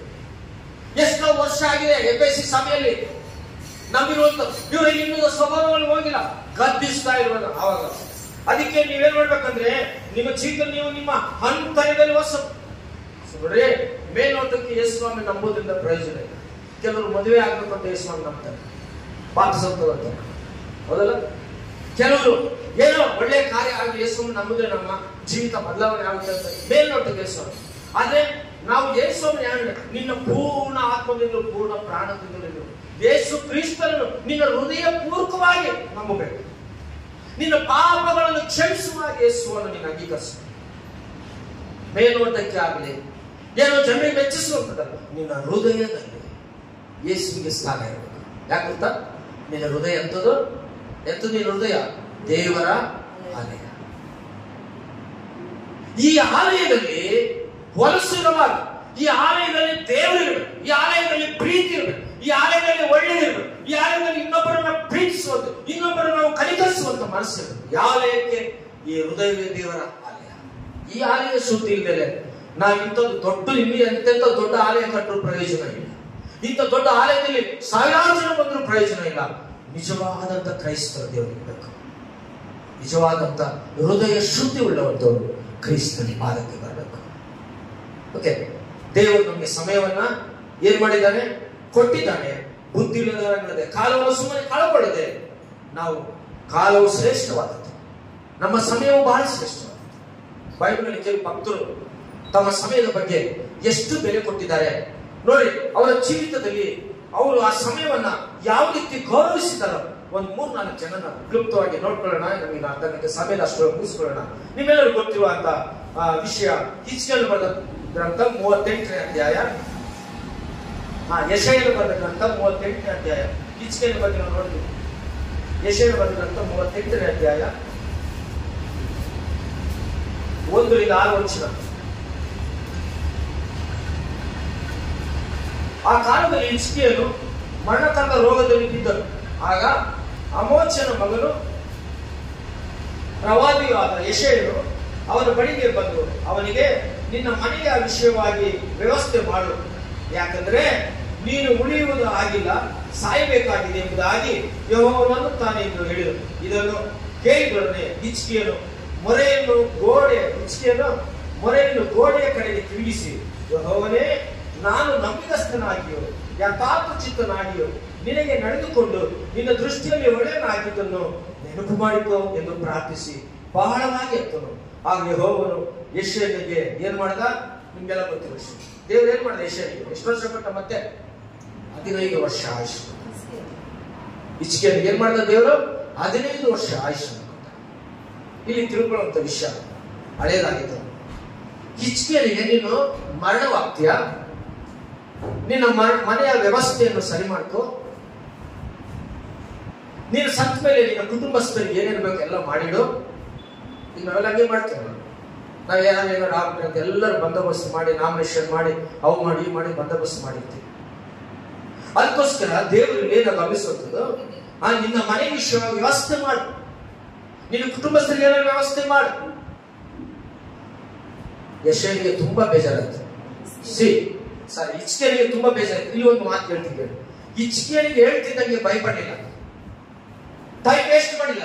ಈಗ ನಾವು ನೋಡ್ರಿ, ಏನಾದ್ರೂ ಸ್ವಲ್ಪ ನಮ್ಮ ಜೀವಿತದಲ್ಲಿ ಹಾಸ್ಪಿಟಲ್ ಡಾಕ್ಟರ್ ಏನಾದ್ರು ಹೇಳಿದ್ರೆ ನಾವೇನ್ ಮಾಡ್ತೀವಿ ಗೊತ್ತಾ? ಕೈ ಇಚ್ಕೊಂತೀವಿ, ಕಾಲು ಇಚ್ಕೊಂತೀವಿ, ಮನೆಗೆ ಬರ್ತೀವಿ, ಜಗಳ ಆಡ್ಕೊಂತೀವಿ, ಆಡ್ಕೊಳ್ತೀವಿ, ಗುದ್ದಾಡ್ತೀವಿ, ಏನೋ ಬರೀ ಟೈಮ್ ವೇಸ್ಟ್ ಮಾಡ್ತೇವೆ. ಅಯ್ಯೋ, ನಮ್ಮ ಸಮಯವೆಲ್ಲ ವ್ಯರ್ಥ ಮಾಡ್ತಿರ್ತೀವಿ. ನಾವು ಅನೇಕವಾದಂತ ಬಾಧೆಗಳನ್ನ ಅನುಭವಿಸ್ತಾ ಇರ್ತೀವಿ, ಅನೇಕವಾದ ಕಷ್ಟಗಳನ್ನ ಅನುಭವಿಸ್ತಾ ಇರ್ತೀವಿ. ಗಂಡ ಹೆಂಡತಿ ಜಗಳ ಮಾಡ್ಕೊಂಡು, ಅಯ್ಯೋ ಡಾಕ್ಟರ್ ನನ್ನ ಹತ್ರ ಹಿಂಗೆ ಆ ತರ ಈ ತರ ಎಲ್ಲೋ ಕಡೆ ನಮ್ಮೆಲ್ಲರ ಜೀವಿತದಲ್ಲಿ ಒಂದು ದೊಡ್ಡ ಸಮಸ್ಯೆಗಳು. ಒಬ್ಬ ಗಿರಿಶಾಸ್ತ್ರಿ ಕೇಳಕ್ ಹೋದ, ಅವ್ನು ಚೆನ್ನಾಗಿದೆ, ಗಟ್ಟಿಮುಟ್ಟಾಗಿ ವ್ಯವಸ್ಥೆ. ಆ ಗಿಳಿ ತೆಗೆದು ಕಾಯಿ ತೆಗೆದು ಅವ್ನ ಕೈ ಕೊಟ್ಟು 50 ಪೈಸೆ ಕೊಟ್ಟು, ನೀನು ಇನ್ನೊಂದು ವಾರದಲ್ಲಿ ನಿನಗೆ ಆಕ್ಸಿಡೆಂಟ್ ಆಗಿ ಸತ್ತು ಹೋಗ್ತೀಯ ಅಂತ. ಯಾವ್ದ್ರೊಳಗೆ? ಕಾಡೊಳಗೆ. ಅಲ್ಲಿ ಕುಂತಿರೋಂಗೆ, ನಾನು ಏನೋ ನನ್ನ ಭವಿಷ್ಯತ್ ಬಗ್ಗೆ ಕೇಳಕ್ ಬಂದ್ರೆ ನನಗೆ ಇಂಥ ಭವಿಷ್ಯತ್ ಕೊಡ್ತೇನೆ, ಚೆನ್ನಾಗಿ ಹೊಡೆದ್ಕೊಡ್ತೇನೆ. ಆ ಗಿಳಿಶಾಸ್ತ್ರ ಕೇಳ್ತಿರೋ ಅಂತ ಅವನೇನ್ ಮಾಡ್ದ ಗೊತ್ತಾ? ನಾನಾ ಕಾಡ್ ತಂದಿದ್ದು ಗಿಳಿನ, ಕಾಡ್ ತಂದಿದ್ದು ನಾನು ಗಿಳಿನ, ನಿನ್ ಗಿಳಿಗೆ ಸಾಯಿಸು. ಏನು ಗಿಳಿ ತಂದಿರೋದು ನಾನಲ್ಲ, ಅದನ್ನು ಸಾಯಿಸು. ನಾನು ಏನೋ ಹೊಟ್ಟೆ ಮಾಡಕ್ ಕುಂತಿದ್ದೀನಿ.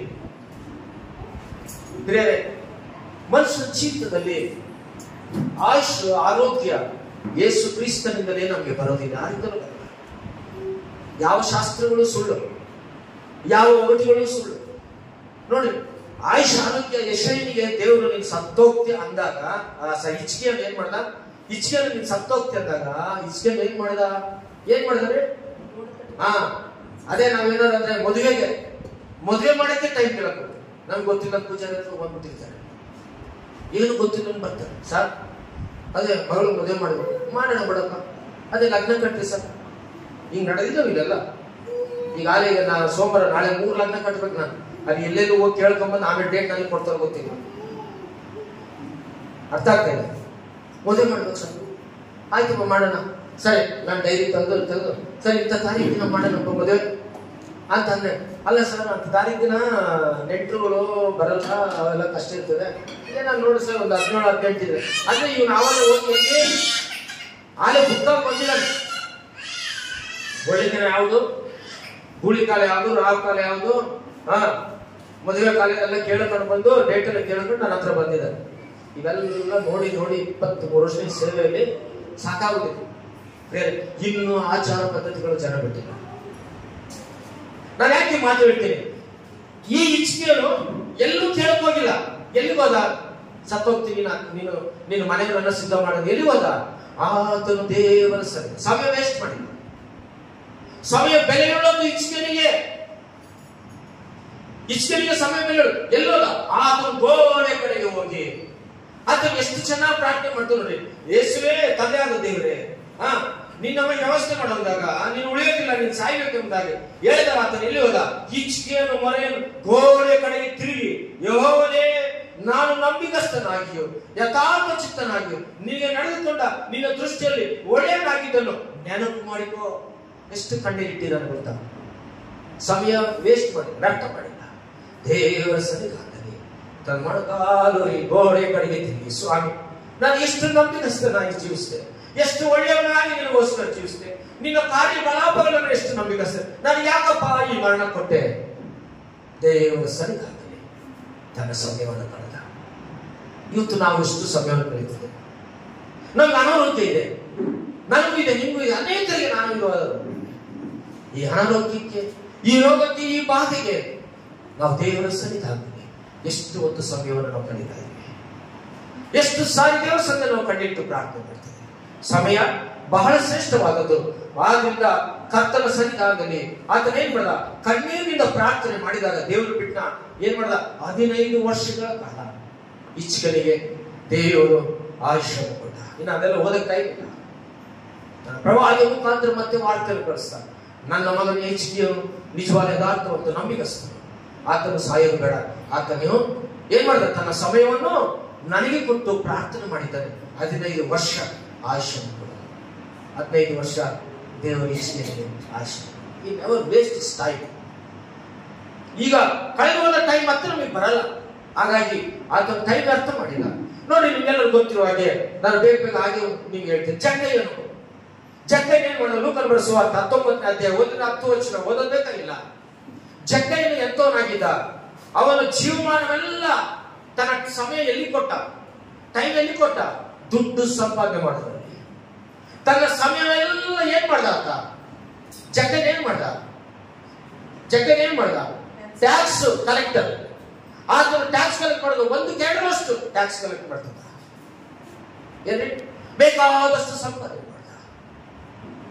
ಆತನ ಟೈಮ್ ಎಲ್ಲ ದೇವರಿಗಿಂತಲೂ, ಅಂದ್ರೆ ಆತನ ದೇವರೇ ಗೊತ್ತಿಲ್ಲ ಪಾಪ, ಇನ್ನು ಅನ್ಯ ದೇವ್ರಿಗೆ ಗೊತ್ತಿಲ್ಲ. ಆತನ ಟೈಮ್ ಎಲ್ಲ ಏನ್ ಮಾಡ್ದಂದ್ರೆ ತನ್ನ ಸಂಪಾದನೆಗೆ ಲೋಕಕ್ಕೆ ಕೊಟ್ಟ. ಬೇಕಾದಷ್ಟು ಸಂಪಾದನೆ ಮಾಡ. ಆದ್ರೆ ಜಕ್ಕನಿಗೆ ಹೆದರಿಕೆ ಸ್ಟಾರ್ಟ್ ಆಯ್ತು. ಯಾಕೆ ಗೊತ್ತಾ, ಯೇಸು ಸ್ವಾಮಿ ಸತ್ತು ಹೋದ, ಲಾಜರನ ಎಬ್ಬಿಸಿದ, ಯೇಸು ಸ್ವಾಮಿ ಕುರುಡರನ್ನು ಕುಷ್ಠರೋಗಿಗಳನ್ನು ಸ್ವಸ್ಥ ಮಾಡಿದ, ಯೇಸು ಸ್ವಾಮಿ ಅದ್ಭುತ ಕಾರ್ಯಗಳನ್ನು ಮಾಡುವಂತ ಅನೇಕ ವಿಷಯಗಳು ಯೇಸು ಸ್ವಾಮಿ ಬಗ್ಗೆ, ಆತನ ಜೀವಿತದಲ್ಲಿ ಹಳೆಯ ಒಡಂಬಡಿಕೆ ಬಗ್ಗೆ ಆತನ ಅನೇಕ ವಿಷಯಗಳನ್ನು ಗೊತ್ತಿತ್ತು. ಯೇಸುವಿನ ಅದ್ಭುತಗಳನ್ನು ಕೇಳ್ದ. ಯಾಕೆ ಗೊತ್ತಾ, ಇವನು ಇನ್ಕಮ್ ಟ್ಯಾಕ್ಸ್ ಕಲೆಕ್ಟರ್. ಇವನು ಎಲ್ಲಿ ಹೋದ್ರೆ ಯೇಸು ಸ್ವಾಮಿ ಬಗ್ಗೆ ಮಾತಾಡಿದ್ರೆ, ಯೇಸು ಸ್ವಾಮಿ ಇದಾರಲ್ಲ ಅವರು ಇಂಥವ್ರು ಸ್ವಸ್ಥತೆ ಮಾಡ್ತಾರೆ, ಯೇಸು ಸ್ವಾಮಿ ಇದಾರಲ್ಲ ಅಯ್ಯೋ ಪೂರ್ಣ ಭಿಕ್ಷುಕನನ್ನು ಸ್ವಸ್ಥತೆ. ಜಕ್ಕಯ್ಯನಿಗೆ ಆಶ್ಚರ್ಯ. ಆವಾಗ ಒಂದು ಟೈಮ್ ಕೊಟ್ಟ. ಇಲ್ಲಿವರೆಗೆ ಟೈಮ್ ವೇಸ್ಟ್ ಮಾಡಿದೆ, ಬರೀ ಸಂಪಾದನೆ, ಹಣ. ಅನೇಕ ಜನರನ್ನು ಬಾಧೆಪಡಿಸಿದೆ. ಅದಕ್ಕೆ ಜಕ್ಕಯ್ಯ ಏನ್ ಮಾಡ್ದ, ಇದೆಲ್ಲ ನನ್ನ ಶಾಶ್ವತ. ಎಲ್ಲಿ ಹತ್ತದ ಜಕ್ಕಯ್ಯ, ಆಲದ ಮರವನ್ನು ಹತ್ತದ. ದೇವರಿಗೆ ಟೈಮ್ ಕೊಟ್ಟ, ಸಮಯವನ್ನು ಕೊಟ್ಟ. ಆಲದ ಮರವನ್ನು ಹತ್ತದಂತ ಜಕ್ಕಯ್ಯ ಏನ್ ಮಾಡ್ದ ಅಂದ್ರೆ ದೇವರಿಗೆ ಸಮಯ ಕೊಟ್ಟ. ಕ್ರಿಸ್ತನು ಎಲ್ಲಿಗೋ ರೋಡಿನ ನಡು ಬರುವಾಗ ದೇವರು ಜಕ್ಕಯ್ಯನ ಹೃದಯವನ್ನು ಅರ್ಥ. ಜಕ್ಕಯ್ಯ ಇಳಿದು ಬಂದ. ಸ್ವಾಮಿ, ನಾನು ಇದುವರೆಗೆ ಸಂಪಾದಿಸಿದಂತ ಈ ಇನ್ಕಮ್ ಟ್ಯಾಕ್ಸ್ ಅನೇಕ ಜನ ಎಲ್ಲ ತಿರುಗಿ 4 ವರ್ಷ ನಾನು ಕೊಡ್ತೇನೆ. ನೋಡಿ, ಟೈಮ್ ದೇವರ ಸನ್ನಿಧಾನ ಆತನು ಮಾತಾಡ್ತಿದ್ದಾನೆ. ಯೇಸು ಕ್ರಿಸ್ತನ ಬಳಿ ಟೈಮ್ ಕೊಟ್ಟಿದ್ದಾನೆ. ಅವಾಗೇನಾಯ್ತು, ಜಕ್ಕಯ್ಯನಿಗೆ ರಕ್ಷಣೆ ಸಿಕ್ತು. ಜಕ್ಕಯ್ಯನ ಮನೆಗೆ ಯೇಸು ಸ್ವಾಮಿ ಹೋದ. ಜಕ್ಕಯ್ಯನ ಮನೆಯವರೆಲ್ಲರೂ ರಕ್ಷಣೆ ಹೊಂದಿದರು. ಎಂತ ಗ್ರೇಟ್ ಟೈಮ್, ಎಂತ ಶ್ರೇಷ್ಠವಾದಂತ ಸಮಯ ಜಕ್ಕಯ್ಯ ತನ್ನ ಜೀವಿತದಲ್ಲಿ. ಆ ಕಾಲದಲ್ಲಿ ಯೇಸು ಕ್ರಿಸ್ತನ ಬಗ್ಗೆ ತಿಳಿದಕ್ಕೆ ಆತನ ಸಮಯವನ್ನು ಕೊಟ್ಟಿದ್ದಲ್ಲ, ಕ್ರಿಸ್ತನ ಸಮಯ ಕೊಟ್ಟಿದ್ದಲ್ಲ, ಆತನಿಗೆ ಪಾಪ ಕ್ಷಮಾಪಣೆ ಆಯಿತು. ಯೇಸು ಕ್ರಿಸ್ತನು ತನ್ನ ಸ್ವಂತ ರಕ್ಷಣೆ ಅಂಗೀಕರಿಸಿದ. ತನ್ನ ಮನೆಯವರೆಲ್ಲರಿಗೂ ದೇವರು ರಕ್ಷಣೆ ಕೊಟ್ಟ. ಹಾಗಾದ್ರೆ ನಿಮ್ಮ ಮನೆ ಹೇಗಿದೆ, ನಿನ್ನ ಕುಟುಂಬ ಜೀವಿತ ಹೇಗಿದೆ, ನೀನು ನಂಬಿದ್ಯಾ, ನಿನ್ನ ಮನೆಯವರೆಲ್ಲರೂ ರಕ್ಷಣೆ ಇದೆಯಾ, ನೀನು ಕ್ರಿಸ್ತನ ನಂಬಿದ್ಯಾ, ನಿನ್ನ ಮನೆಯವರಿಗೋಸ್ಕರ ಸಮಯ ಕೊಟ್ಟು ಪ್ರಾರ್ಥನೆ ಮಾಡ್ತಾ ಇದೆಯಾ, ನೀನು ಯೇಸು ಕ್ರಿಸ್ತನ ಅಂಗೀಕರಿಸಿದೆ, ನೀನು ಕುಟುಂಬಸ್ಥರು ನಿತ್ಯ ನಾಶನಕ್ಕೆ ನರಕಕ್ಕೆ ಹೋಗುವಂತೆ ಇಷ್ಟ ನಿನಗಿರಬಾರದು. ಅದಕ್ಕಾಗಿ ನೀನು ಅವರಿಗಾಗಿ ದಿನಕ್ಕೆ 2 ಗಂಟೆ 40 ನಿಮಿಷ 24 ಗಂಟೆಗಳ ಸಮಯದಲ್ಲಿ 10% ಅದು ದೇವರಾಗಿದ್ದರಿಂದ ನೀನು ಯಾಕೆ ಮಾಡಬಾರ್ದು ಪ್ರಾರ್ಥನೆ, ನೀನು ಯಾಕೆ ಬಾಗಿಲು ಹೋಗಬಾರ್ದು, ಯಾಕೆ ನಿನ್ನ ಕುಟುಂಬಸ್ಥರಿಗಾಗಿ ನೀನು ಕಣ್ಣೀರಿಟ್ಟು ಪ್ರಾರ್ಥನೆ ಮಾಡಬಾರ್ದು. ಅವರು ನಿತ್ಯ ನಾಶನಕ್ಕೆ ನರಕಕ್ಕೆ ಅಗ್ನಿಗಂಧಕ್ಕೆ ಹೋಗಲಿಕ್ಕೆ ನಿನಗೆ ಇಷ್ಟ ಇದೆಯಾ? ಅವರಿಂದ ನೀನು ದೇವರ ಸನ್ನಿಧಾನದಲ್ಲಿ ಅವರು ಬರೋದಕ್ಕೆ ನಿನಗೆ ಇಷ್ಟ ಇದೆಯಾ? ನೀನು ಅವರನ್ನು ಕ್ರಿಸ್ತನಿಗಾಗಿ ಸಂಪಾದಿಸುವ, ನೀನು ಕುಟುಂಬಸ್ಥರನ್ನು ಸಭೆಗೆ ಹಾಕೊಂಡು, ನೀನು ಕುಟುಂಬಸ್ಥರಿಗೋಸ್ಕರ ಕಣ್ಣೀರಿಡು, ಸ್ವಾರ್ಥ ಹೇಳು, ಪರಿಶುದ್ಧಾತ್ಮ ದೇವರು ಕಾರ್ಯ ಮಾಡ್ತಾನೆ. ಅಯ್ಯೋ ಇವರು ಅಷ್ಟೇ ಬಿಡು, ನಾನು ಎಷ್ಟು ಹೇಳಿದ್ರು ನಂಬಲ್ಲ, ನಾನು ಎಷ್ಟು ಹೇಳಿದ್ರು ಸ್ವಾರ್ಥ ಕೇಳಲ್ಲ, ಇವ್ರು ಹೇಳಕ್ಕಿಂತ ಸುಮ್ಮನೆ ಒಳ್ಳೇದು ಇಲ್ಲ. 2 ಗಂಟೆ 40 ನಿಮಿಷ ದೇವರು ಅದಕ್ಕೆ ನೀನು ಟೈಮ್ ಕೊಟ್ಟಿದ್ದಾನೆ. ನಿನ್ನ ಕುಟುಂಬಸ್ಥರ ಹೆಸರಿಟ್ಟು, ನಿನ್ನ ಸ್ನೇಹಿತರು ಹೆಸರಿಟ್ಟು ಪ್ರಾರ್ಥನೆ ಮಾಡಿ. ದೇವರ ಅದ್ಭುತ ಕಾರ್ಯಗಳು ಮಾಡ್ತಾನೆ. ಅವರಿಗೆ ಮೋಕ್ಷದ ಮಾರ್ಗ ದೇವರು ತೋರಿಸ್ತಾನೆ, ಅವ್ರಿಗೆ ನಿತ್ಯ ಜೀವದ ಮಾರ್ಗ ದೇವರು ತೋರಿಸ್ತಾನೆ. ಅವರು ಖಂಡಿತವಾಗಿಯೂ ಯೇಸು ನಂಬಿಕೊಂಡು ಸಭೆಗೆ ಬರ್ತಾರೆ. ಬಟ್ ಕೆಲಸ ಯಾರ್ದು? ನಂದು ನಿಂದ ಮಾಡ್ತಾ ಇದೀವ. ನೀನು ಯಾವತ್ತಾದ್ರೂ ನೀವು ಕುಟುಂಬಸ್ಥರಿಗೋಸ್ಕರ ಅನೇಕರಿಗೋಸ್ಕರ ನೀನು ಒಂದು ಲೀಸ್ಟ್ ಮಾಡಿ ನೀನು ಅವ್ರಿಗೋಸ್ಕರ ಕೈ ಇಟ್ಟು ಅಯ್ಯೋ ಇವರು ನಶಿಸಿ ಹೋಗ್ತಾರಪ್ಪ, ಇವರು ಅಗ್ನಿಗಂಧಕ್ಕೆ ಹೋಗ್ತಾರೆ, ನಾನು ನಿತ್ಯ ಜೀವಕ್ಕೆ ಹೋಗ್ತೇನೆ, ಧನವಂತನ ಎಲ್ಲಿಗೆ ಹೋದ, ನಿತ್ಯ ನಾಶನ ನರಕಕ್ಕೆ ಹೋದ, ಕುರುಪಿಯ ಲಾಜನು ಆಹಾರವನ್ನು ಸಾಯ್ತಿದ್ದ ಲಾಜನು ಎಲ್ಲಿಗೆ ಹೋದ, ಪರಲೋಕಕ್ಕೆ ಹೋದ. ಪ್ರಿಯರೇ, ಇವತ್ತು ನೀನೊಬ್ಬನೇ ಪರಲೋಕ ಹೋದ್ರೆ ಪ್ರಯೋಜನ ಇಲ್ಲ. ನಿನ್ನ ಕುಟುಂಬಸ್ಥರು, ನೀನು ಬಂಧು ಬಳಗದವರು, ನೀನು ಅವ್ರಿಗೋಸ್ಕರ ನಿನ್ನ ಹೆಸರುಗಳನ್ನು ಬರೆದು ಪ್ರಾರ್ಥನೆ ಮಾಡ್ತೀಯ.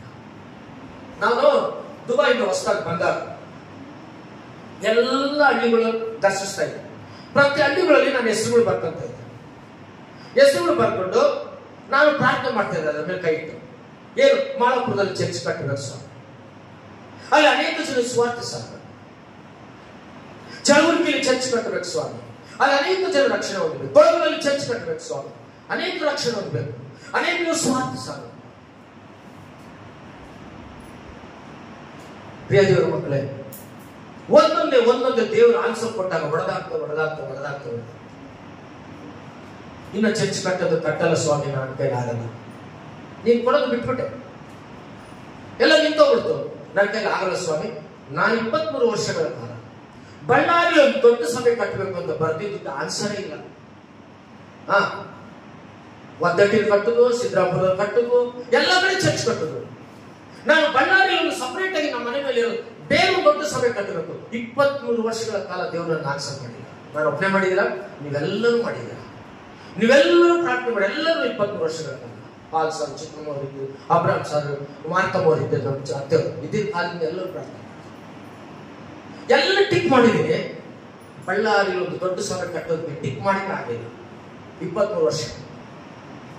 ಪ್ರಿಯರೇ, ದೇವರು ಪ್ರತಿಯೊಂದು ತನ್ನ ತಕ್ಕ ಸಮಯದಲ್ಲಿ ಮಾಡ್ತಾನೆ. ಆ ಓದಿಗೆ ನನಗೆ ಕೊಟ್ಟಿದ್ದೆ. 23 ವರ್ಷ ಆದ್ಮೇಲೆ ಇವತ್ತು ದೇವರಿಗೆ ಸಭೆ ಯಾವಾಗ ಕೊಟ್ಟಾಗುತ್ತೆ ಈ ಸಭೆ ಕಟ್ಟ ಎಲ್ಲ ಹಣ ನಿಂತೋದ್ಮೇಲೆ ನನ್ನ ಕೈಗೆ ಸಭೆ ಕಟ್ಟ. ಎಷ್ಟೋ ಜನ ಸಹಾಯ ಮಾಡಿದ್ರೆ ಎಲ್ಲ ಮಾಡಿದೆ. ಇವತ್ತು ತಾಯಿ ಸಭೆ ಇಲ್ಲಿ ಕಟ್ಟೋ ಸಮಯದಲ್ಲಿ ಹಣ ನಿಂತೋದಾಗ ದೇವ್ರು ನನಗೆ ಪರೀಕ್ಷೆ ಕೊಟ್ಟ. ನನ್ನನ್ನು ಪರೀಕ್ಷೆ ಮಾಡುತ್ತೇವೆ. ಎಲ್ಲೆಲ್ಲಿ FD ಇತ್ತು, ಎಲ್ಲೆಲ್ಲಿ ಎಲ್ಲ ತಂದು ನನ್ನ ದೇವ್ರ ಸಭೆಗೆ ಹಾಕ್ಬೇಕು. ಇವನಿಗೆ ಗೊತ್ತು, ಲೋಕೇಶ್ ಗೊತ್ತು. ಯಾರ ಹತ್ರ ಕೈ ಚಾಚಿಲ್ಲ, ಕೇವಲ ಪ್ರಾರ್ಥನೆ ಮಾಡಿ ನಿಮ್ ಕೈಲಾದ್ರೆ ಕವರ್ ತಗೊಂಡೆ ಸಹಾಯ ಮಾಡಿ ಅಷ್ಟೇ. ಯಾರಿಗೂ ಡಿಪೆಂಡ್ ಮಾಡಿ ನಾನು ಇಷ್ಟು ಕೊಡ್ರಿ ಅಷ್ಟು ಕೊಡ್ರಿ ಇದು ಮಾಡಿ. ಇವತ್ತು ದೇವರು ಒಂದೊಂದೇ ಸುಮಾರು 2 ತಿಂಗಳಾದ್ಮೇಲೆ ಪ್ರೈಸ್ ಹಾಕೋದಿಕ್ಕೆ ದೇವರು ತೋರಿಸ್ತಾರೆ. ಎಷ್ಟೊಂದು ಕೆಲಸ ಇದೆ. ಕೊನೆಗೆ ಜೈಲು ಮಾರ್ಬೇಕು ಅಂತ ತೀರ್ಮಾನ ಮಾಡಿದೆ. ಯಾರಿಗೂ ಹೇಳ್ಕೊಂಡಿಲ್ಲ.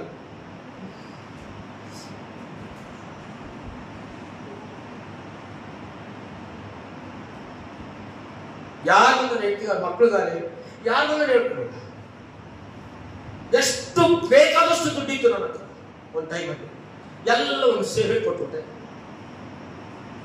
ಇರೋದೊಂದು ಮನೆ, ಆ ಕಾಲದಲ್ಲಿ ಕಟ್ಟಿದ ಅದೇ ಮನೆ. ಅದನ್ನ ಯಾವ ಆಲ್ಟ್ರೇಷನ್. ಮೊನ್ನೆ ನನಗೆ AC ತರಬೇಕು ಅಂತ ಅಂದ್ರೆ ಬೇಡ, ನಮ್ಗೆ ACನೇ ಬೇಡಪ್ಪ, ಇರೋ ಪ್ಯಾನೇ ಸಾಕು. ವಿಮಾನ AC ತಗೊಂಡ್ರು. ನನಗೊಂದು ತಗೋಬೇಕು, EMI ಸಾಲ ನಾನು ಮಾಡೋದೇ ಬೇಡಪ್ಪ. ನನಗೆ EMI ಬೇಡ, ಯಾವ್ದು ಬೇಡ, ಯಾವ AC ಬೇಡ, ಸಾಕಿ 1 ತಿಂಗಳು ಹೋಗ್ಬಿಡ್ತೇನೆ. ಬೇರೆ ನನಗೆ ಗೊತ್ತು ನನಗೆ ಬಹುಮಾನ ಎಲ್ಲಿದೆ, ನನಗೆ ಬಹುಮಾನ ಎಲ್ಲಿದೆ. ಪರಲೋಕದಲ್ಲಿ ನನಗಿದೆ, ಪರಲೋಕದಲ್ಲಿ ನನಗೆ ಬಹುಮಾನ ಇದೆ. ಸಮಸ್ತ ಸುಖವನ್ನು, ಸಮಸ್ತ ಆನಂದವನ್ನು ಬಿಟ್ಟು, ಎಷ್ಟೋ ಸಂತೋಷದಿರುವಂತ ಸ್ಥಳಗಳನ್ನು ಬಿಟ್ಟು ನಾನು ಬಂದೆ. ಕಷ್ಟಗಳ ಮೇಲೆ ಕಷ್ಟ, ಸಮಸ್ಯೆಗಳ ಮೇಲೆ ಸಮಸ್ಯೆ, ಶೋಧನೆ ಮೇಲೆ ಶೋಧ, ಸಭೆಗಳಿಂದ ಕಷ್ಟಗಳು, ಬಂಧು ಬಳಗದಿಂದ ಕಷ್ಟಗಳು, ರಕ್ತ ಸಂಬಂಧಿಗಳಿಂದ ಕಷ್ಟಗಳು. ಪೌಲನು ಬರೀತಾನಲ್ಲ ಕೊರಿಂಥಿ 11ನೇ ಅಧ್ಯಾಯದಲ್ಲಿ, ಸುತ್ತಮುತ್ತ ಪೌಲನು ಬರೆದಿರುವ ಹಾಗೆ ನಾನು ಅದೇ ಬರೀಬೇಕು. ಸ್ವಂತದವರಿಂದ ಕಷ್ಟಗಳು, ಬಂಧು ಬಳಗದಿಂದ ಕಷ್ಟಗಳು, ಸ್ನೇಹಿತರಿಂದ ಕಷ್ಟಗಳು, ಸೇವೆಯಲ್ಲಿ ಕಷ್ಟಗಳು. ಪೌಲನು ಅಂತಂದ್ರೆ 2 ಕೊರಿಂಥಿ 11ನೇ ನೋಡ್ತಾರೆ. ಎಲ್ಲ ಕಷ್ಟಗಳನ್ನು ಜಯಿಸಿ ಈ ಒಂದು ಮಂದಿರ ಕಟ್ಟೋದಿಕ್ಕೆ ಎಷ್ಟು ನಾನು ಕಷ್ಟಪಟ್ಟೆ, ಎಷ್ಟು ಕಟ್ಟಿರಿ.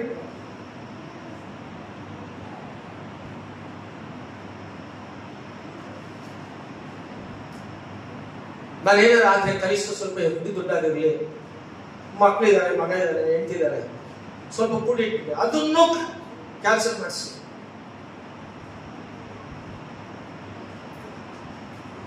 ಆದ್ರೆ ದೇವರು ಈಗ ನನಗೆ ಕಮ್ಮಿ ಮಾಡ್ತಿಲ್ಲ. ನಾನು ಜಯ ಹೊಂದಿದ್ದೇನೆ, ನಾನು ಜಯ ಹೊಂದಿದ್ದೀನಿ.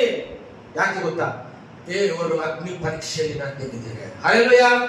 ದೇವರ ಅಗ್ನಿ ಪರೀಕ್ಷೆ ನಾನು ಗೆದ್ದಿದ್ದೇನೆ. ಇವತ್ತು ದೇವರು ಮತ್ತೆ ನನ್ನನ್ನು ಮಲ್ಟಿ ಮಿಲಿಯನರ್ ಆಗಿ ಮಾಡ್ತಾ ಇದ್ದಾನೆ. ಇವತ್ತು ದೇವರು ನನ್ನನ್ನು ಮತ್ತೆ ಆಶೀರ್ವಾದ ಮಾಡಲಿಕ್ಕೆ ಪ್ರಾರಂಭ ಮಾಡಿದ್ದಾನೆ. ಇವತ್ತು ದೇವರು ಮತ್ತೆ ನನ್ನ ನಿಂತ 100 ಚರ್ಚ್ ಕಟ್ಟುವ ಸ್ಥಾನಕ್ಕೆ ದೇವರು ನನ್ನನ್ನು ತರ್ತಾ ಇದ್ದಾನೆ. ಪ್ರಿಯ ದೇವರ ಮಕ್ಕಳೇ, ದೇವರು ನನ್ನ ಪರೀಕ್ಷೆಯಲ್ಲಿ ನಾನು ಜಯ ಹೊಂದಿದೆ. ಇನ್ನು ಅರ್ಧಕ್ಕೆ ನಿಲ್ಲಿಸ್ಬಿಡ್ತೀನಿ ಏನೋ ಅನ್ಕೊಂಡಿದ್ದೆ. ಮೇಲೆ ಕಟ್ಟಬೇಕು, 3ನೇದು ಹಾಕ್ಬೇಕು ಅಂದ್ರೆ ಏನಾದ್ರು ಹಾಕಿದ್ರೆ ಇದಕ್ಕೆ ಮಾಡಕ್ಕ, ಇದು ಹಾಕಿದ್ರೆ ಅದು ಮಾಡಕ್ಕಾಗಲ್ಲ. ಎಷ್ಟು ಪರೀಕ್ಷೆ ಬಂತು ಗೊತ್ತಾ ಈ ಸಭೆ ಕಟ್ಟಬೇಕಾದ್ರೆ. ಕುಟುಂಬದಲ್ಲಿ ಸಮಸ್ಯೆಗಳು, ಮಕ್ಕಳಲ್ಲಿ ಸಮಸ್ಯೆಗಳು. ಸಭೆ ಕಟ್ಟಬೇಕಾದ್ರೆ ಸಾಯದ ಒಂದೇ ಬಾಕಿ ಇತ್ತು. ಅಷ್ಟು ಕಣ್ಣೀರು ದುಃಖ, ಜನರಿಗೆ ಉತ್ತರ ಕೊಡಕ್ಕಾಗ್ತಾ ಇಲ್ಲ. ಅದೆಲ್ಲ ಜಯಿಸಿದ್ದೇನೆ, ಅದೆಲ್ಲ ಜಯಿಸಿದ್ದೇನೆ ನಾನು. ಈಗ ದೇವರು ನನ್ನನ್ನು ಮತ್ತೆ ತಿರುಗಿ ಆಯುಷ್ಯಾರೋಗ್ಯವನ್ನು ಕೊಟ್ಟು ಮತ್ತೆ ದೇವರು ನನ್ನನ್ನು ಇದಕ್ಕಿಂತ 100ರಷ್ಟು ಕರ್ತನನ್ನು ಆಶೀರ್ವಾದ ಮಾಡ್ತಾರೆ. ಅನಂತೆ ನನಗಿದೆ, ವಿಶ್ವಾಸ ನನಗಿದೆ. ಖಂಡಿತವಾಗಿ ದೇವರಿಗೆ ಸ್ತೋತ್ರವಾಗಿ. ನನ್ನ ಸಮಯವನ್ನು ನಾನು ವ್ಯರ್ಥ ಮಾಡಿಲ್ಲ. ನನ್ನ ಸಮಯವನ್ನು ಇಲ್ಲ, ಒಂದು ಊರಿಗೆ ಹೋಗ್ಬೇಕಂತ ಯೋಚನೆ ಮಾಡ್ತೀನಿ. ಆ ಜಾಸ್ತಿ ಕರೆದು ಅಲ್ಲಿ 10-15 ವರ್ಷ ಆಯ್ತಲ್ಲ. ಒಂದು ಊರಿಗೆ ಹೋಗ್ಬೇಕು, ಎಲ್ಲರೂ ಒಂದು ಬೆಂಗಳೂರು ಹೋಗ್ಬೇಕಂದ್ರೆ ಎಲ್ಲ ಯೋಚನೆ ಮಾಡ್ತೀವಿ ನಾವು. ಸೇವೆ ಇದೆ, ಇದಿದೆ, ನೋಡ್ಕೊಳ್ಳೋದು ಕಷ್ಟ ಆಗುತ್ತೆ. ಏನಾದ್ರು ಆಗ್ಬಿಡ್ತದೇನೋ, ಏನಾದ್ರು ತೊಂದರೆ ಏನೋ. ಹೋದ್ರೆ ಏನಾದ್ರೂ ನೈಟ್ ಹೋಗ್ತೀನಿ, ಮತ್ತೆ ಆಗಲ ಕೆಲಸ ಮುಗಿಸ್ಕೊಂಡು ಮತ್ತೆ ನೈಟ್ ಬರ್ತೀನಿ. ಯಾಕೆ? ದೇವರು ನನ್ನ ನಂಬಿದ್ದಾನೆ. ಆ ಪ್ರಭು ನನ್ನ ನಂಬಿದ್ದಾನೆ, ತನ್ನ ಸೇವೆ ನನ್ನ ಕೈ ಕೊಟ್ಟಿದ್ದಾನೆ. ನಾನು ಸಾಯೋಗಿ ಇದನ್ನ ಕಾಪಾಡ್ಕೋಬೇಕು. ಆಮೇಲೆ ದೇವ್ರ ಚಿತ್ರ ಏನ್ ಮಾಡ್ತಾರೋ ಗೊತ್ತಿಲ್ಲ. ಈ ಸೇವೆಯನ್ನು ಕಾಪಾಡ್ಕೋಬೇಕು. ಯಾಕೆ? 2023 ಯಾವ ಸ್ಥಿತಿಲಿ ಇತ್ತು ನಾವು? ಆಗ ಎಲ್ಲಿತ್ತು? ಸಭೆಗಳಿಲ್ಲ, ಏನಿಲ್ಲ, ಆಟೋಗಳಿಲ್ಲ, ಬೈಕ್ಗಳಿಲ್ಲ, ರೋಡಲ್ಲೂ ಇಲ್ಲ, ನಡ್ಕೊಂಡು ಹೋಗಿ, ಟ್ಯಾಕ್ಟರ್ ಹೋಗಿ, ಎತ್ತಿನ ಗಾಡಿಗಳು ಕಷ್ಟಪಟ್ಟಂತ ಸೇವೆ. ಇವತ್ತು ದೇವರು ಎಲ್ಲವನ್ನು ಕೊಟ್ಟಿದ್ದಾನೆ. ಇದನ್ನು ಕಾಪಾಡ್ಕೋಬೇಕು, ಈ ಸೇವೆ ಕಾಪಾಡ್ಕೋಬೇಕು. ಎಲ್ಲಿ ಹೋಗ್ಬೇಕಂದ್ರೂ ಕಷ್ಟ. ನನ್ನ ಟೈಮನ್ನ ನಾನು ಅರ್ಥ ಮಾಡ್ತೀನಿ. ಅದಕ್ಕೆ ಫಿಲಿಪ್ಪನ ಜೀವಿತದಲ್ಲಿ ಎಷ್ಟು ಶ್ರೇಷ್ಠವಾಗಿ ತನ್ನ ಟೈಮನ್ನು ಕರ್ತನಿಗೆ ಕೊಟ್ಟಿರಬಹುದು. ದಯಮಾಡಿ ನಾವು ಮಾತು ಹೋದ ಅಪೊಸ್ತಲ ಕಾರ್ಯಗಳು 16ನೇ ಅಧ್ಯಾಯ, ಅಪೊಸ್ತಲ ಕೃತ್ಯಗಳು 16ನೇ ಅಧ್ಯಾಯ 13ರಿಂದ 15 ವರ್ಷ. ಅಪೊಸ್ತಲ ಕಾರ್ಯಗಳು 16ನೇ ಅಧ್ಯಾಯ. ನದಿ ತೀರದಲ್ಲಿ ದೇವರ ಪ್ರಾರ್ಥನೆ ನಡೆಯುವ ಸ್ಥಳ ಇರುವುದೆಂದು ನೆನೆಸಿ ಸಬ್ಬತ್ ದಿನದಲ್ಲಿ ಊರ ಬಾಗಿಲಿನ ಹೊರಗೆ ಹೋಗಿ ಅಲ್ಲಿ ಕೂಡಿ ಬಂದಿದ್ದ ಸ್ತ್ರೀಯರ ಸಂಗಡ ಕೂತುಕೊಂಡು ಮಾತಾಡಿದೆವು. ನಮ್ಮ ಮಾತುಗಳನ್ನು ಕೇಳಿದವರಲ್ಲಿ ಲುದ್ಯಳೆಂಬ ಒಬ್ಬ ಸ್ತ್ರೀಯು ಇದ್ದಳು. ಆಕೆ 3 ಬಣ್ಣದ ವಸ್ತ್ರಗಳನ್ನು ಮಾರುವವಳು, ಧ್ರುವತೈಲ ಎಂಬ ಊರಿನವಳು, ದೇವಭಕ್ತಳು ಆಗಿದ್ದಳು. ಪೌಲನು ಹೇಳಿದ ಮಾತುಗಳಿಗೆ ಲಕ್ಷ್ಯ ಕೊಡುವುದಕ್ಕೆ ಕರ್ತನು ಆಕೆಯ ಹೃದಯವನ್ನು ತೆರೆದನು. ಆಕೆಯ ಮನೆಯವರು ದೀಕ್ಷಾಸ್ನಾನ ಮಾಡಿಸಿಕೊಂಡ ಮೇಲೆ ಆಕೆ, ನಾನು ಕರ್ತನನ್ನು ನಂಬಿದವಳೆಂದು ನಿಶ್ಚಯಿಸಿಕೊಂಡಿದ್ದರೆ ನನ್ನ ಮನೆಯಲ್ಲಿ ಬಂದು ಇರಿ ಎಂದು ಬೇಡಿಕೊಂಡು ನಮ್ಮನ್ನು ಬಲವಂತ ಮಾಡಿದಳು. ಕೇಳಿ, ಲುದಿಯಳು ಒಂದು ಫ್ಯಾಷನ್ ಡಿಸೈನರ್ ಕೆಲಸ ಮಾಡ್ತಿದ್ದಾಳೆ, ಅಥವಾ ಟೈಲರಿಂಗ್ ಕೆಲಸ ಮಾಡ್ತಿದ್ದಾಳೆ. ಯಾರು ಇಲ್ಲ, ಕಷ್ಟಪಡ್ತಿದ್ದಾಳೆ. ಆ ಸಮಯದಲ್ಲಿ ಇಲ್ಲಿ ನಾವು ನೋಡ್ತಿದ್ದೀವಿ, ಆ ಸಮಯದಲ್ಲಿ ಏನಾಯ್ತು? ಲುದಿಯಳು ಒಬ್ಬ ಸ್ತ್ರೀ ಇದ್ದಳು. ಆಕೆ ದೂರ ವರ್ಣದ ವಸ್ತ್ರಗಳನ್ನು ಮಾರುವವಳು, ಧ್ರುವತೈಲ ಎಂಬ ಊರಿನವಳು, ದೇವ ಭಕ್ತಳಾಗಿದ್ದಳು. ಹೀಗೆ ದೇವರ ಭಕ್ತಿ ಇದ್ದವಳು ದೇವರ ಜೀವಿತದಲ್ಲಿ ಸಮಯವನ್ನು ಕೊಡ್ತಾ ಕೆಲಸ ಮಾಡ್ತಿದ್ದಂಥವ್ರು. ಈ ಸಮಯವನ್ನು ಕೊಡ್ತಾ ಕೆಲಸ ಮಾಡ್ತಿದ್ರು. ಪೌಲನು ಹೇಳಿದ ಮಾತುಗಳಿಗೆ ಲಕ್ಷ್ಯ ಕೊಡುವುದಕ್ಕೆ ಕರ್ತನು ಆಕೆಯ ಹೃದಯವನ್ನು ತೆರೆದನು. ನೋಡಿ ಏನ್ ಮಾಡಿದ? ಪೌಲನು ಸುವಾರ್ತೆಯನ್ನು ಹೇಳುವಾಗ, ಪೌಲನು ಯೇಸು ಕ್ರಿಸ್ತನ ಬಗ್ಗೆ ಲುದಿಯಳಿಗೆ ಹೇಳುವಾಗ ಏನಾಯ್ತಾನೆ? ಆಕೆಯ ಹೃದಯವನ್ನು ದೇವರು ತೆರೆದರು. ಈಗ ನೀವೇನ್ ಮಾಡ್ಬೇಕು? ಎಲ್ಲರಿಗಿಂತ ಮುಂಚೆ ನಾವೇನಂತಂದ್ರೆ, ಅಯ್ಯೋ ನಮ್ಮ ಅಮ್ಮನಿಗೆ ಹೇಳಿದ್ರೆ ಕೇಳ್ತಾಳ, ನಮ್ಮ ಅಪ್ಪನಿಗೆ ಹೇಳಿದ್ರೆ ಸ್ವಾರ್ಥ ಕೇಳ್ತಾರ, ನಮ್ಮ ಅಣ್ಣನಿಗೆ ಸ್ವಾರ್ಥ ಹೇಳಿದ್ರೆ ಕೇಳ್ತಾರ? ಅಯ್ಯೋ ಯೇಸು ಅಂದ್ರೆ ಇಷ್ಟ ಅಲ್ಲ. ನೀನು ಹೇಳಿದ್ರೆ ತಾನೇ ದೇವರು ಕಾರ್ಯ ಮಾಡೋದು. ಅರ್ಥ? ನೀನು ಹೇಳಿದ್ರೆ ತಾನೇ చెప్పకుండా దేవుడు కార్యం చేసేది. నువ్వు అది చెప్పకుండా నీ పాడి నువ్వు ఉంటే, నువ్వు అక్కడ మాట్లాడుకుని నీ పాడి నువ్వు ఉంటే, నువ్వు ఒక్కరే చర్చికి వస్తూ నువ్వు ఒక్కరే దేవుడిని ఆరాధిస్తుంటే వాళ్ళకు చెప్పేవాళ్ళు ఎవరు? ಅವ್ರು ಹೇಳುವಂತವ್ರು ಯಾರು? ಅದಕ್ಕೆ ನಾನು ಪ್ರಾರಂಭದಲ್ಲಿದೆ, ಎಲ್ಲರಿಗಿಂತ ಮುಂಚೆ ನೀನು ನಾನು ಮಾಡಬೇಕಾದ ಕೆಲಸ ಅಂದ್ರೆ ದಿನಕ್ಕೆ 2 ಗಂಟೆ 40 ನಿಮಿಷ ಪ್ರಾರ್ಥನೆಯನ್ನು ಮಾಡಬೇಕು, ಬೈಬಲ್ ಅನ್ನು ಓದಬೇಕು. ನೀನೊಂದು ಲೀಸ್ಟ್ ಹಾಕು. ನಾನು ಅವಾಗ ಹೇಳಿದೆ, ಲೀಸ್ಟ್ ಹಾಕೊಂಡಾಗ ನನಗೆ ದೇವರು ಎಂತೆಂತ ಅದ್ಭುತ ಕಾರ್ಯಗಳು ಮಾಡಿದ. ಕೊನೆಗೂ 23 ವರ್ಷಕ್ಕೆ ದೇವರ ಅದ್ಭುತ ಕಾರ್ಯಗಳು ಮಾಡಿದ. ಖಂಡಿತ ನೀನು ಲೀಸ್ಟ್ ಹಾಕೊಂಡು ಪ್ರಾರ್ಥನೆ ಮಾಡು. ನೀನು ಕುಟುಂಬಸ್ಥರ ಹೆಸರು ಬರ್ಕೋ, ಅವ್ರು ಮೊಣಕಾಲೂರು, ಅವ್ರಿಗಾಗಿ ಪ್ರಾರ್ಥನೆ ಮಾಡು. ನೀನು ಸುವಾರ್ತೆಗಳು ದೇವರು ಏನ್ ಮಾಡ್ತಾನೆ, ಅವ್ರ ಹೃದಯವನ್ನ ದೇವ್ರ ಕೆಲಸ ಮಾಡ್ತಾನೆ. ಅಲ್ಲೆಲ್ಲೂಯ, ದೇವ್ರ ಕೆಲಸ ಮಾಡ್ತಾನೆ.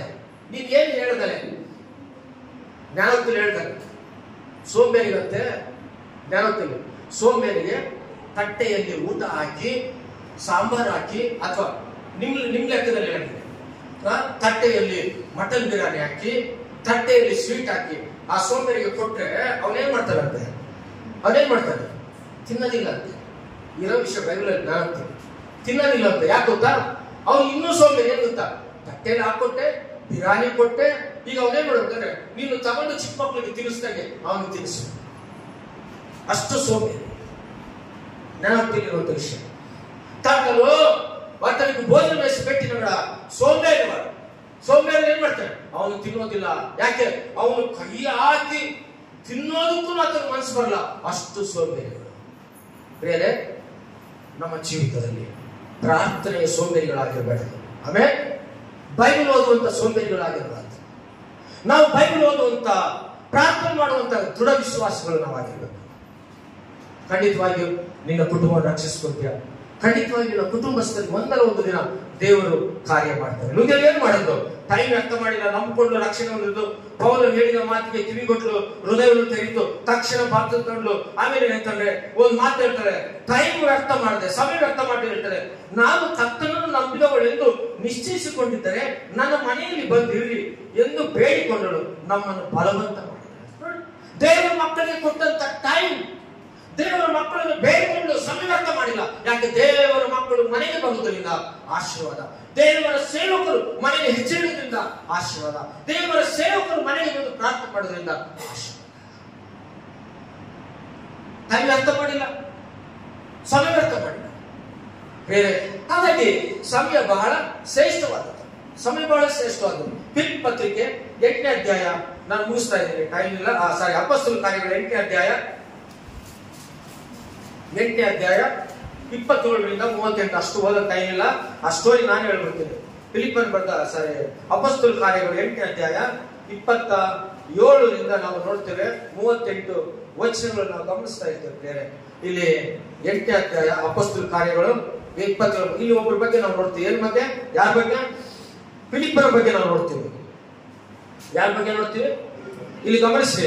26ರಿಂದ ಫಿಲಿಪ್ಪನು ಐಥಿಯೋಪ್ಯದವರಿಗೆ ಸುವಾರ್ತೆ ಹೇಳಿದ್ದು ಅಂತ ಮೇಲೆ ಪುಟ್ನೋಟಲ್ಲಿ ಸಣ್ಣ ಅಕ್ಷರ ಇದೆ, ಓದಿ. ಫಿಲಿಪ್ಪನು, ಎಲ್ಲರೂ ಓದೋಣ. ಫಿಲಿಪ್ಪನು ಐಥಿಯೋಪ್ಯದವನಿಗೆ ಸುವಾರ್ತೆಯನ್ನು ತಿಳಿಸಿತು.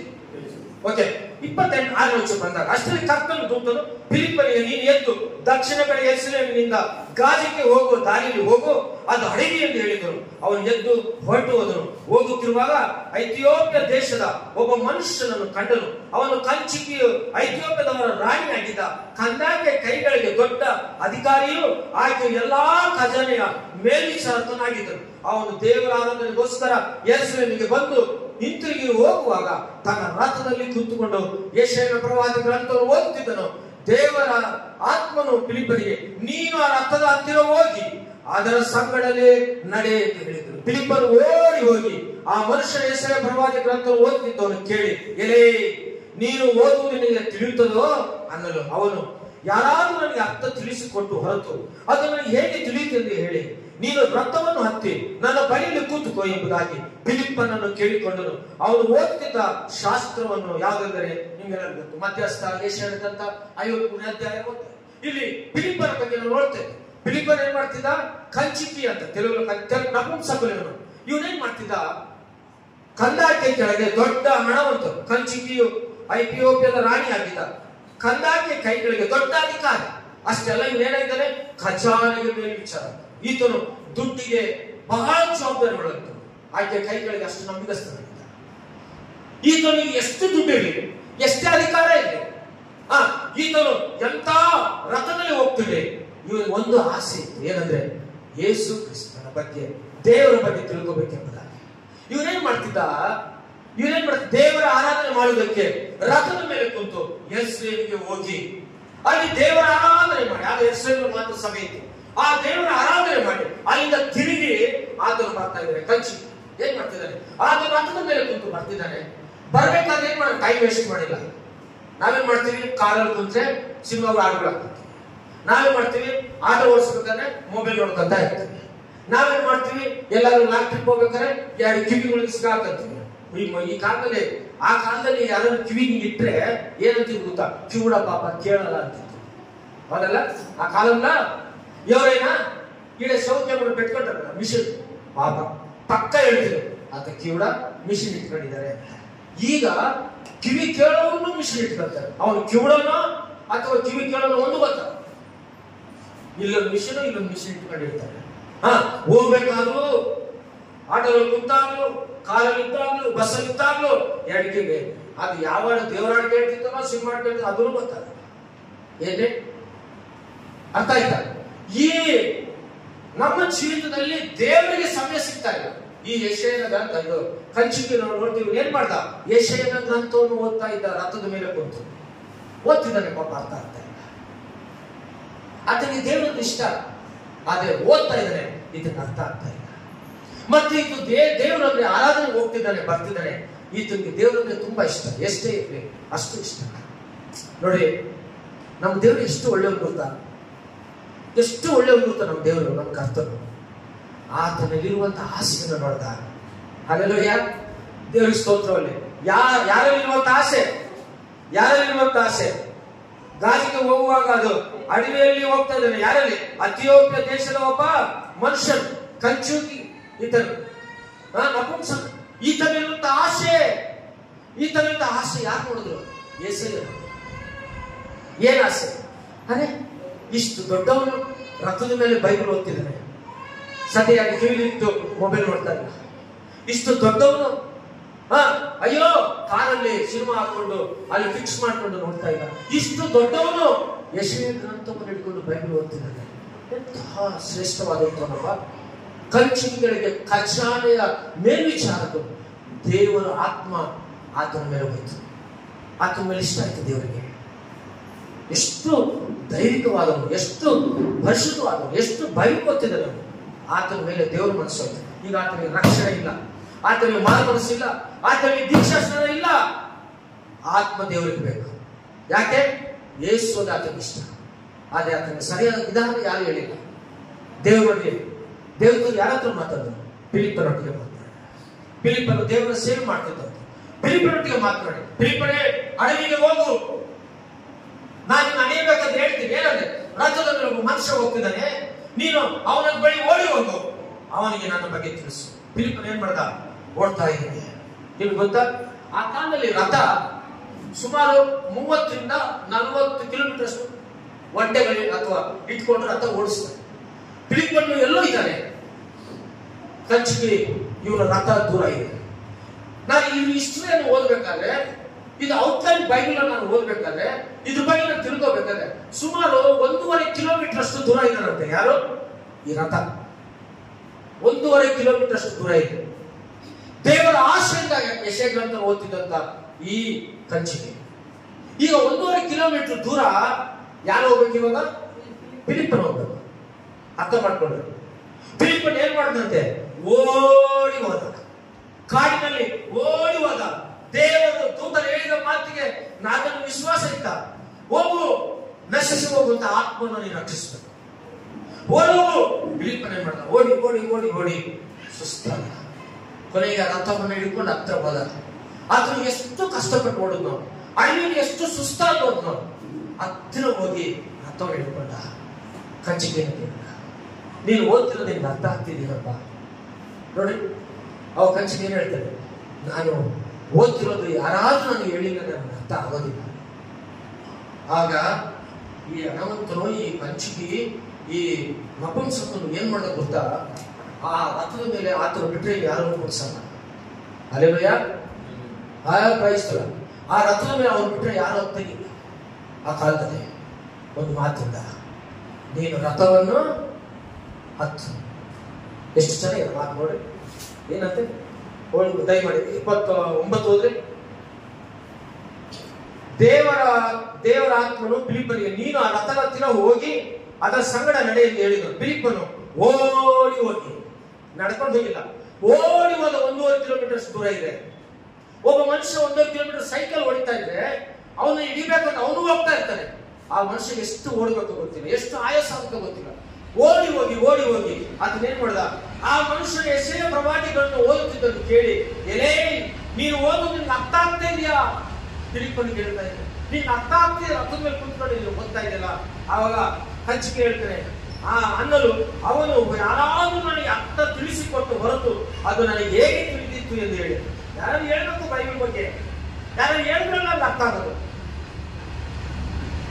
ಏನ್ ಮಾಡ್ದ, ಆ ಮಾತು ಹೇಳ್ತಿದ್ದಾಗೆ ಅವನು ಯಾರಾದ್ರೂ ತಿಳಿಸ್ಕೊಟ್ಟು ಹೊರತು ಅದರಲ್ಲಿ ಅರ್ಥ ಆಗೋದಿಲ್ಲ ಅಂತ ಹೇಳ್ತಾರೆ.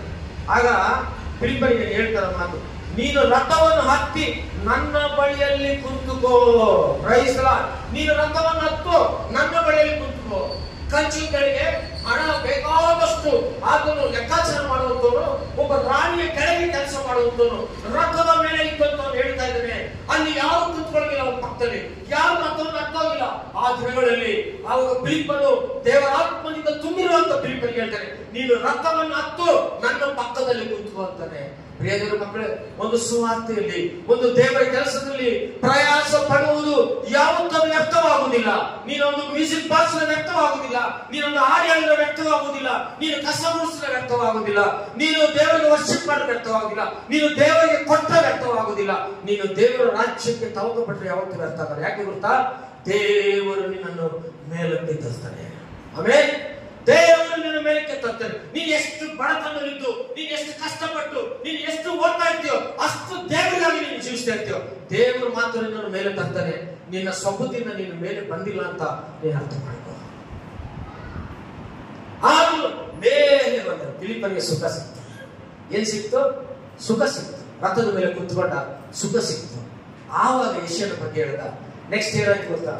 ಆ ಕಂಚಿಗೆ ಯೇಸು ಕ್ರಿಸ್ತ ನಂಬ್ಕೊಂಡ ತಕ್ಷಣ ಏನಂತ, ನನಗೆ ದೀಕ್ಷಾ ಸ್ನಾನ ಬೇಕು ಅಂತ. ಏನಾಯ್ತು? ಅಲ್ಲೇ ಒಳಗಲ್ಲಿರುವಂತ ಪಕ್ಕ ಕರ್ಕೊಂಡೋಗಿ ಆತನಿಗೆ ದೀಕ್ಷಾ ಸ್ನಾನ ಕೊಟ್ಟ.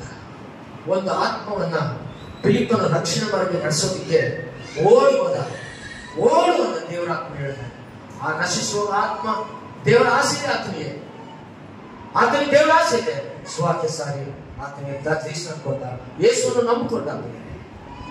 ಇವತ್ತು ನಾನು ಮುಗಿಸ್ತಾ ಇದ್ದೇನೆ. ಇವತ್ತು ನಮ್ಮ ಸಮಯ, ಜೀವನ ಪೂರ್ತಿ ನಮ್ಮ ಕೆಲಸಕ್ಕೆನ, ಜೀವನ ಪೂರ್ತಿ ನಮ್ಮ ಸಮಯ ಎಲ್ಲ ಬರೀ ಈ ಲೋಕಕ್ಕೆನ. ಯಾವ್ದಕ್ಕೆ ನಮ್ಮ ಸಮಯ ಕೊಡ್ತೀವಿ? ಒಂದು ಆತ್ಮಕ್ಕೋಸ್ಕರ ನೀನು ಓಡೋಗೋದು ಬೇಡ. ಅಟ್ಲೀಸ್ಟ್ ನೀನು ಮೊಣಕಾಲೂರಿ ನಿನ್ನ ಬಂಧು ಬಳಗ ನಿಮ್ಗೆ ಗೊತ್ತಿರೋದಕ್ಕೋಸ್ಕರ ಪ್ರಾರ್ಥನೆ ಮಾಡ್ತಾ ಇದೆಯಾ? ಯೆಶಾಯ, ಈ ಆತ್ಮ ನಶಿಸಿ ಹೋಗ್ತಿದೆ, ನಿನ್ನ ಬಳಿಗೆ ನಾನು ನಡೆಸಬೇಕು, ನನಗೆ ಜ್ಞಾನ ಕೊಡು, ವಿವೇಚನೆ ಕೊಡು, ಯಾವ ರೀತಿ ಮಾತಾಡ್ಬೇಕು ನನಗೆ ಸಹಾಯ ಮಾಡು. ಯಾಕಂದ್ರೆ ನಿನ್ನ ತಾಯಿ ನರ್ಕೋಗಿ ನೀನು ಇಷ್ಟ ಇದೆಯಾ? ನೀನು ಅಣ್ಣ ತಮ್ಮ ನರ್ಕೋಗಿ ನೀನು ಇಷ್ಟ ಇದೆಯಾ? ನೀನು ಬಂಧು ಬಳಗ ನರ್ಕೋಗಿ ನೀನು ಇಷ್ಟ ಇದೆಯಾ? ನೀನು ಸುವಾರ್ತೆ ಹೇಳೋದಕ್ಕಿಂತ ಮುಂಚೆ, ನೀನು ಒಬ್ಬ ಪಾಪಿ ಹತ್ರ ಓಡುವುದಕ್ಕಿಂತ ಮುಂಚೆ, ನೀನು ದೇವರ ಆತ್ಮ ತುಂಬಲ್ಪಟ್ಟಂತ, ದೇವರಿಗೆ ಸಮಯ ಕೊಡುವಂತ ಪ್ರಾರ್ಥನೆ ಮಾಡಿ ಹೆಸರಿಟ್ಟು ಬರ್ಕೊಂಡು ಖಂಡಿತ ದೇವರು ನಿನ್ನ ಪ್ರಾರ್ಥನೆ ಕೇಳಿ ಆತ್ಮವನ್ನು ಕರ್ತನ ಕಡೆಗೆ ಅದ್ಭುತವಾಗಿ ದೇವರು ನಡೆಸ್ತಾರೆ. ಕಂಚಿಗೆ ಕನಸು ಅನ್ಕೊಂಡಿರ್ಲಿಲ್ಲ, ದೀಕ್ಷಾ ತಗೊಂತೀರ. ಕಂಚಿಗೆ ಜೀವನದಲ್ಲಿ ಅನ್ಕೊಂಡಿರ್ಲಿಲ್ಲ ನಾನು ಯಾರಾದ್ರೂ ಬಂದು ಕ್ರಿಸ್ತನ ಬಗ್ಗೆ ಹೇಳ್ತೀನಿ ಅಂತ ಹೇಳಿ. ಯಾಕೆ? ದೇವರು ಕಂಚಿಕೆಯ ಹೃದಯವನ್ನು ತೆರೆದ, ಇಲ್ಲಿಂದ ಫಿಲಿಪ್ಪನ ಓಡುವಂತ. ಇವತ್ತು ದೇವರು ನಿನ್ನ ತಂದೆ ತಾಯಿಗಳ ಹೃದಯವನ್ನು ತೆರೀತಾನೆ, ದೇವರು ನಿನ್ನ ಕುಟುಂಬಸ್ಥರ ಹೃದಯಗಳನ್ನು ತೆರೀತಾನೆ, ದೇವರು ನಿನ್ನ ಅಣ್ಣ ತಮ್ಮದ ಹೃದಯವನ್ನು ತೆರೀತಾನೆ. ಯಾವಾಗ? ನೀನು ಅವ್ರಿಗೋಸ್ಕರ ಸಮಯ ಕೊಟ್ಟು ಪ್ರಾರ್ಥನೆ ಮಾಡಿದಾಗ ದೇವರು ನಿನ್ನನ್ನು ಅಥವಾ ಅನೇಕರನ್ನು ಸುವಾರ್ತೆ ಹೇಳೋದಕ್ಕೆ ನಿನ್ನ ಕುಟುಂಬಸ್ಥರ ಬಳಿಗೆ ನಡೆಸ್ತಾನೆ. ಒಂದು ಆತ್ಮವನ್ನು ನೀನು ರಕ್ಷಿಸಿದ್ರೆ ಪರಲೋಕದಲ್ಲಿ ನಿತ್ಯೊಬ್ಬ ಜಯಮಾನ ದೇವರು ಕೊಡ್ತಾನೆ. ಒಂದು ಆತ್ಮಗೆ ನೀನು ಸುವಾರ್ತೆ ಸಾಕಿದ್ರೆ ನೀನು ಕ್ರಿಸ್ತನ ಬಳಿಗೆ ಬಹುಮಾನ ಹೊಂದ್ಕೊಳ್ತೀಯ. ನಾನು ಮುಗಿಸೋಕ್ಕಿಂತ ಮುಂಚೆ ನಿನ್ನ ಸಮಯವನ್ನ ಹೇಗೆ ಕಳೀತಾ ಇದೆಯಾ? ನಿನ್ನ ಸಮಯವನ್ನು ಯಾವ ರೀತಿ ಜ್ಞಾನಕ್ಕೆ ಕಳೀತಿದ್ಯಾ? ಜ್ಞಾನ ಇಲ್ಲದವನಾಗಿ ಕಳೀತಾ ಇದೆಯಾ? ಜ್ಞಾನವಂತರಾಗಿ ಕಳೀತಿದ್ಯಾ? ಜ್ಞಾನ ಇಲ್ಲದವರಾಗಿ ಕಳೀತಾ ಇದೆಯಾ? ಸೆರೆಮನೆಯಲ್ಲಿ ಪೌಲನ ಶೀಲವನ್ನು ಹಾಕಿದಾಗ, ಸೆರೆಮನೆಯಲ್ಲಿ ಪೌಲನ ಶೀಲವನ್ನು ಸುವಾರ್ತೆ ಸಾರುವ ಹಾಕಿದಾಗ ಅವರ ಸಮಯ ಕಳೆಯ ವೇಸ್ಟ್ ಮಾಡಿಲ್ಲ. ಏನ್ ಮಾಡಿದ್ರು? ಸ್ತುತಿ ಪದಗಳನ್ನು ಆಡಿದ್ರು. ಏನ್ ಮಾಡಿದ್ರು? ಅಯ್ಯೋ ನನ್ನ ಚೇರಲ್ಲಿ ಹಾಕದಪ್ಪ, ಅಯ್ಯೋ ನನ್ನ ಕತ್ತು ಮುಗಿತಪ್ಪ, ಅಯ್ಯೋ ನಮ್ಮ ರೋಮ ಇಲ್ಲಿ ಈ ಚೇರಲ್ಲಿ ಬಿದ್ದೀನಪ್ಪ, ಏನ್ ಮಾಡೋಣಪ್ಪ ಅನ್ನಲಿಲ್ಲ. ಏನ್ ಮಾಡಿದ್ರ? ದೇವರಿಗೆ ಸಮಯ ಕೊಟ್ಟರು, ಸ್ತುತಿ ಪದಗಳನ್ನು ಆಡಿದ್ರು, ದೇವರನ್ನು ಮಹಿಮೆಪಡಿಸಿದ್ರು. ಏನಾಯ್ತು ಗೊತ್ತಾ? ಅವರು ಕೂಡಿದ್ದಂತ ಆ ಸೆರೆಮನೆ ಏನಾಯ್ತು? ಒಡೆದೋಯ್ತು. ಸೆರೆಮನೆಯಿಂದ ಹೊರಗೆ ಬಂದ್ರು. ಸೆರೆಮನೆ ಹೊರಗೆ ಬಂದ್ರು. ಬರುವಂತ ಸಮಯದಲ್ಲಿ ಸೆರೆಮನೆಯನ್ನು ಕಾಯುತ್ತಿದ್ದಂತ ಅಧಿಕಾರಿ, ಅಯ್ಯೋ ಇವರೆಲ್ಲ ತಪ್ಪಿಸ್ಕೊಂಡು ಸಾಯಕ್ಕೆ ಹೋದ. ನೋಡ್ರಿ, ತಕ್ಷಣ ಪೌಲ ಹೇಳಿದ, ನಾವೆಲ್ಲ ಇಲ್ಲೇ ಇದ್ದೀವಿ, ನೀನ್ ಸಾಗಣಪ್ಪ, ಎಲ್ಲ ಇಲ್ಲೇ ಇದ್ದೀವಿ. ಏನ್ ಮಾಡಿದ್ರು ಗೊತ್ತಾ? ಅದ್ಭುತ ಆಯ್ತು. ಅವನು ಅವರ ಮನೆಯವರೆಲ್ಲರೂ ಯೇಸು ಸ್ವಾಮಿ ನಂಬಿಕೊಂಡ್ರು. ಎಂತಹ ಸಮಯ! ಸಮ್ ಟೈಮ್ ದೇವರು ನಿಮ್ಗೆ ಕೆಲವು ಸಮಯ ಕೊಡ್ತಾನೆ. ಯಾಕೆ ಗೊತ್ತಾ? ನಿನ್ನಿಂದ ಯಾರಾದ್ರೂ ರಕ್ಷಣೆ ಬರ್ಬೇಕಂತ, ನೀನ್ ಯಾರಾದ್ರೂ ಸುಮಾರು ತಿಳ್ಬೇಕಂತ, ನೀನು ಆ ಸಮಯವನ್ನ ನಿನ್ನ ಕೆಲಸದಲ್ಲಿ ಕ್ರಿಸ್ತನಿಗೆ ಉಪಯೋಗಿಸ್ತಾ ಇದೆಯಾ? ನಿನ್ನ ಸಮಯವನ್ನ ನೀನು ಡ್ರೈವ್ ಮಾಡ್ಬೇಕಾದ್ರೆ ಕ್ರಿಸ್ತನಿಗೆ ಉಪಯೋಗಿಸ್ತಾ ಇದೆಯಾ? ನಿನ್ನ ಸಮಯವನ್ನ ನೀನು ಮನೆಯಲ್ಲಿದ್ದಾಗ ಕ್ರಿಸ್ತನಿಗೆ ಉಪಯೋಗಿಸ್ತಾ ಇದೆಯಾ? ನಿನ್ನ ಸಮಯವನ್ನ ಫೋನ್ ಮಾಡಿ ಯಾರಿಗಾದ್ರೂ ಸುವಾರ್ತೆ ಬಗ್ಗೆ ಹೇಳಿ ಅವ್ರ ಹತ್ರ ಮಾತಾಡ್ತಾ ಇದೆಯಾ? ಪೌಲರು ಸೆರೆಮನೆಯಲ್ಲಿ ಸಾಯ್ಬೇಕಿನ್ನು ಮುಗಿದೋಯ್ತಂದಾಗಲೇ ಸ್ತುತಿ ಪದಗಳನ್ನು ದೇವರಿಗೆ ಸಮಯ ಕೊಟ್ಟರು. ನಾವು ಕಷ್ಟ ಬಂದ್ರೆ ಏನ್ ಕಷ್ಟಪ್ಪ, ಏನ್ ಚರ್ಚಿಗೆ ಬಂದ್ರೆ ಚರ್ಚಿಗೆ ಬಂದ್ರೆ ಮಂಚು ಕಷ್ಟ, ಚರ್ಚಿಗೆ ಹೋದ್ರೆ ಹಿಂದೆ ನಮ್ಮ ಸಮಸ್ಯೆಗಳು ಆಗೋಯ್ತು. ಅಲ್ಲೇ ಟುಸ್ಸು, ಪಟಾಕಿ ಟುಸ್ ಆಗುತ್ತೆ, ವಿಶ್ವಾಸ ಟುಸ್ ಮುಗಿದೋಯ್ತು. ಸ್ವಲ್ಪ ಕಷ್ಟಗಳು ಸಮಸ್ಯೆಗಳು ಬಂದ್ರೆ ಬೇರೆ ನಿನಗೆ ಕಷ್ಟದಲ್ಲಿ, ಬಾಧೆಯಲ್ಲಿ, ಸಮಸ್ಯೆಯಲ್ಲಿ ಸ್ತುತಿ ಪದಗಳನ್ನು ದೇವರನ್ನು ಮಹಿಮೆಪಡಿಸು, ಪ್ರಾರ್ಥನೆ ಮಾಡು. ದೇವರು ನಿನ್ನಿಂದ ಅದ್ಭುತಗಳನ್ನು ಮಾಡೋದಕ್ಕೆ ಸಿದ್ಧರಾಗಿದ್ದಾನೆ. ಆಮೇಲೆ ನೀನು ಅದ್ಭುತಗಳು ನಿನ್ನಿಂದ ಮಾಡ್ತೀನಿ. ಬೇಜಾರಾಗಬೇಡ. ನಿನಗೆ ಸೋದನೆ ಬಂತ, ಸಮಸ್ಯೆ ಬಂತ, ರೋಗ ಬಂತ, ಬಾಧೆ, ಬೇಜಾರಾಗಬೇಡ. ದೇವರನ್ನು ಕಂಡುಬಿಟ್ಬೇಡ, ಸ್ತುತಿ ಪದಗಳು ಬೇಡ. ದೇವರಿಗೆ ನಿನ್ನ ಟೈಮ್ ಪ್ರಾರ್ಥನೆ ಮಾಡು, ದೇವರಿಗೆ ನಿನ್ನ ಹೆಚ್ಚಿಸ್ತಾನೆ. ದೇವರಿಗೆ ವಾಕ್ಯವನ್ನು ಆಶ್ರಯಿಸಿ. ಅದಕ್ಕೋಸ್ಕರ ಸ್ವಾಮಿ ಆ ಶಿಲುಬೆಯಲ್ಲಿ ತನ್ನ ಪ್ರಾಣ ಕೊಟ್ಟು ರಕ್ತವನ್ನು ಸುರಿಸಿ ಇವತ್ತು ನಾನು ಬರೋ ಈ ರೀತಿ ಮಾಡಿ ಎಂಬುದಾಗಿ ನಾವೆಲ್ಲರೂ ಯೇಸು ಸ್ವಾಮಿ ನಂಬಿರುವಂತಲ್ಲ, ಈ ಪವಿತ್ರವಾದ ಆರಾಧನೆ ಬಂದಂತ ನಾವು ಎಷ್ಟೋ ಭಾಗ್ಯವಂತರು, ಎಷ್ಟೋ ಧನ್ಯವಂತರು. ಆತನ ಕೊಡುವ ಸಮಯ ವ್ಯರ್ಥವಾಗಲ್ಲ. May God bless you. ದೇವರು ಹೆಚ್ಚಾಗಿ ಆಶ್ರಯಿಸಿ.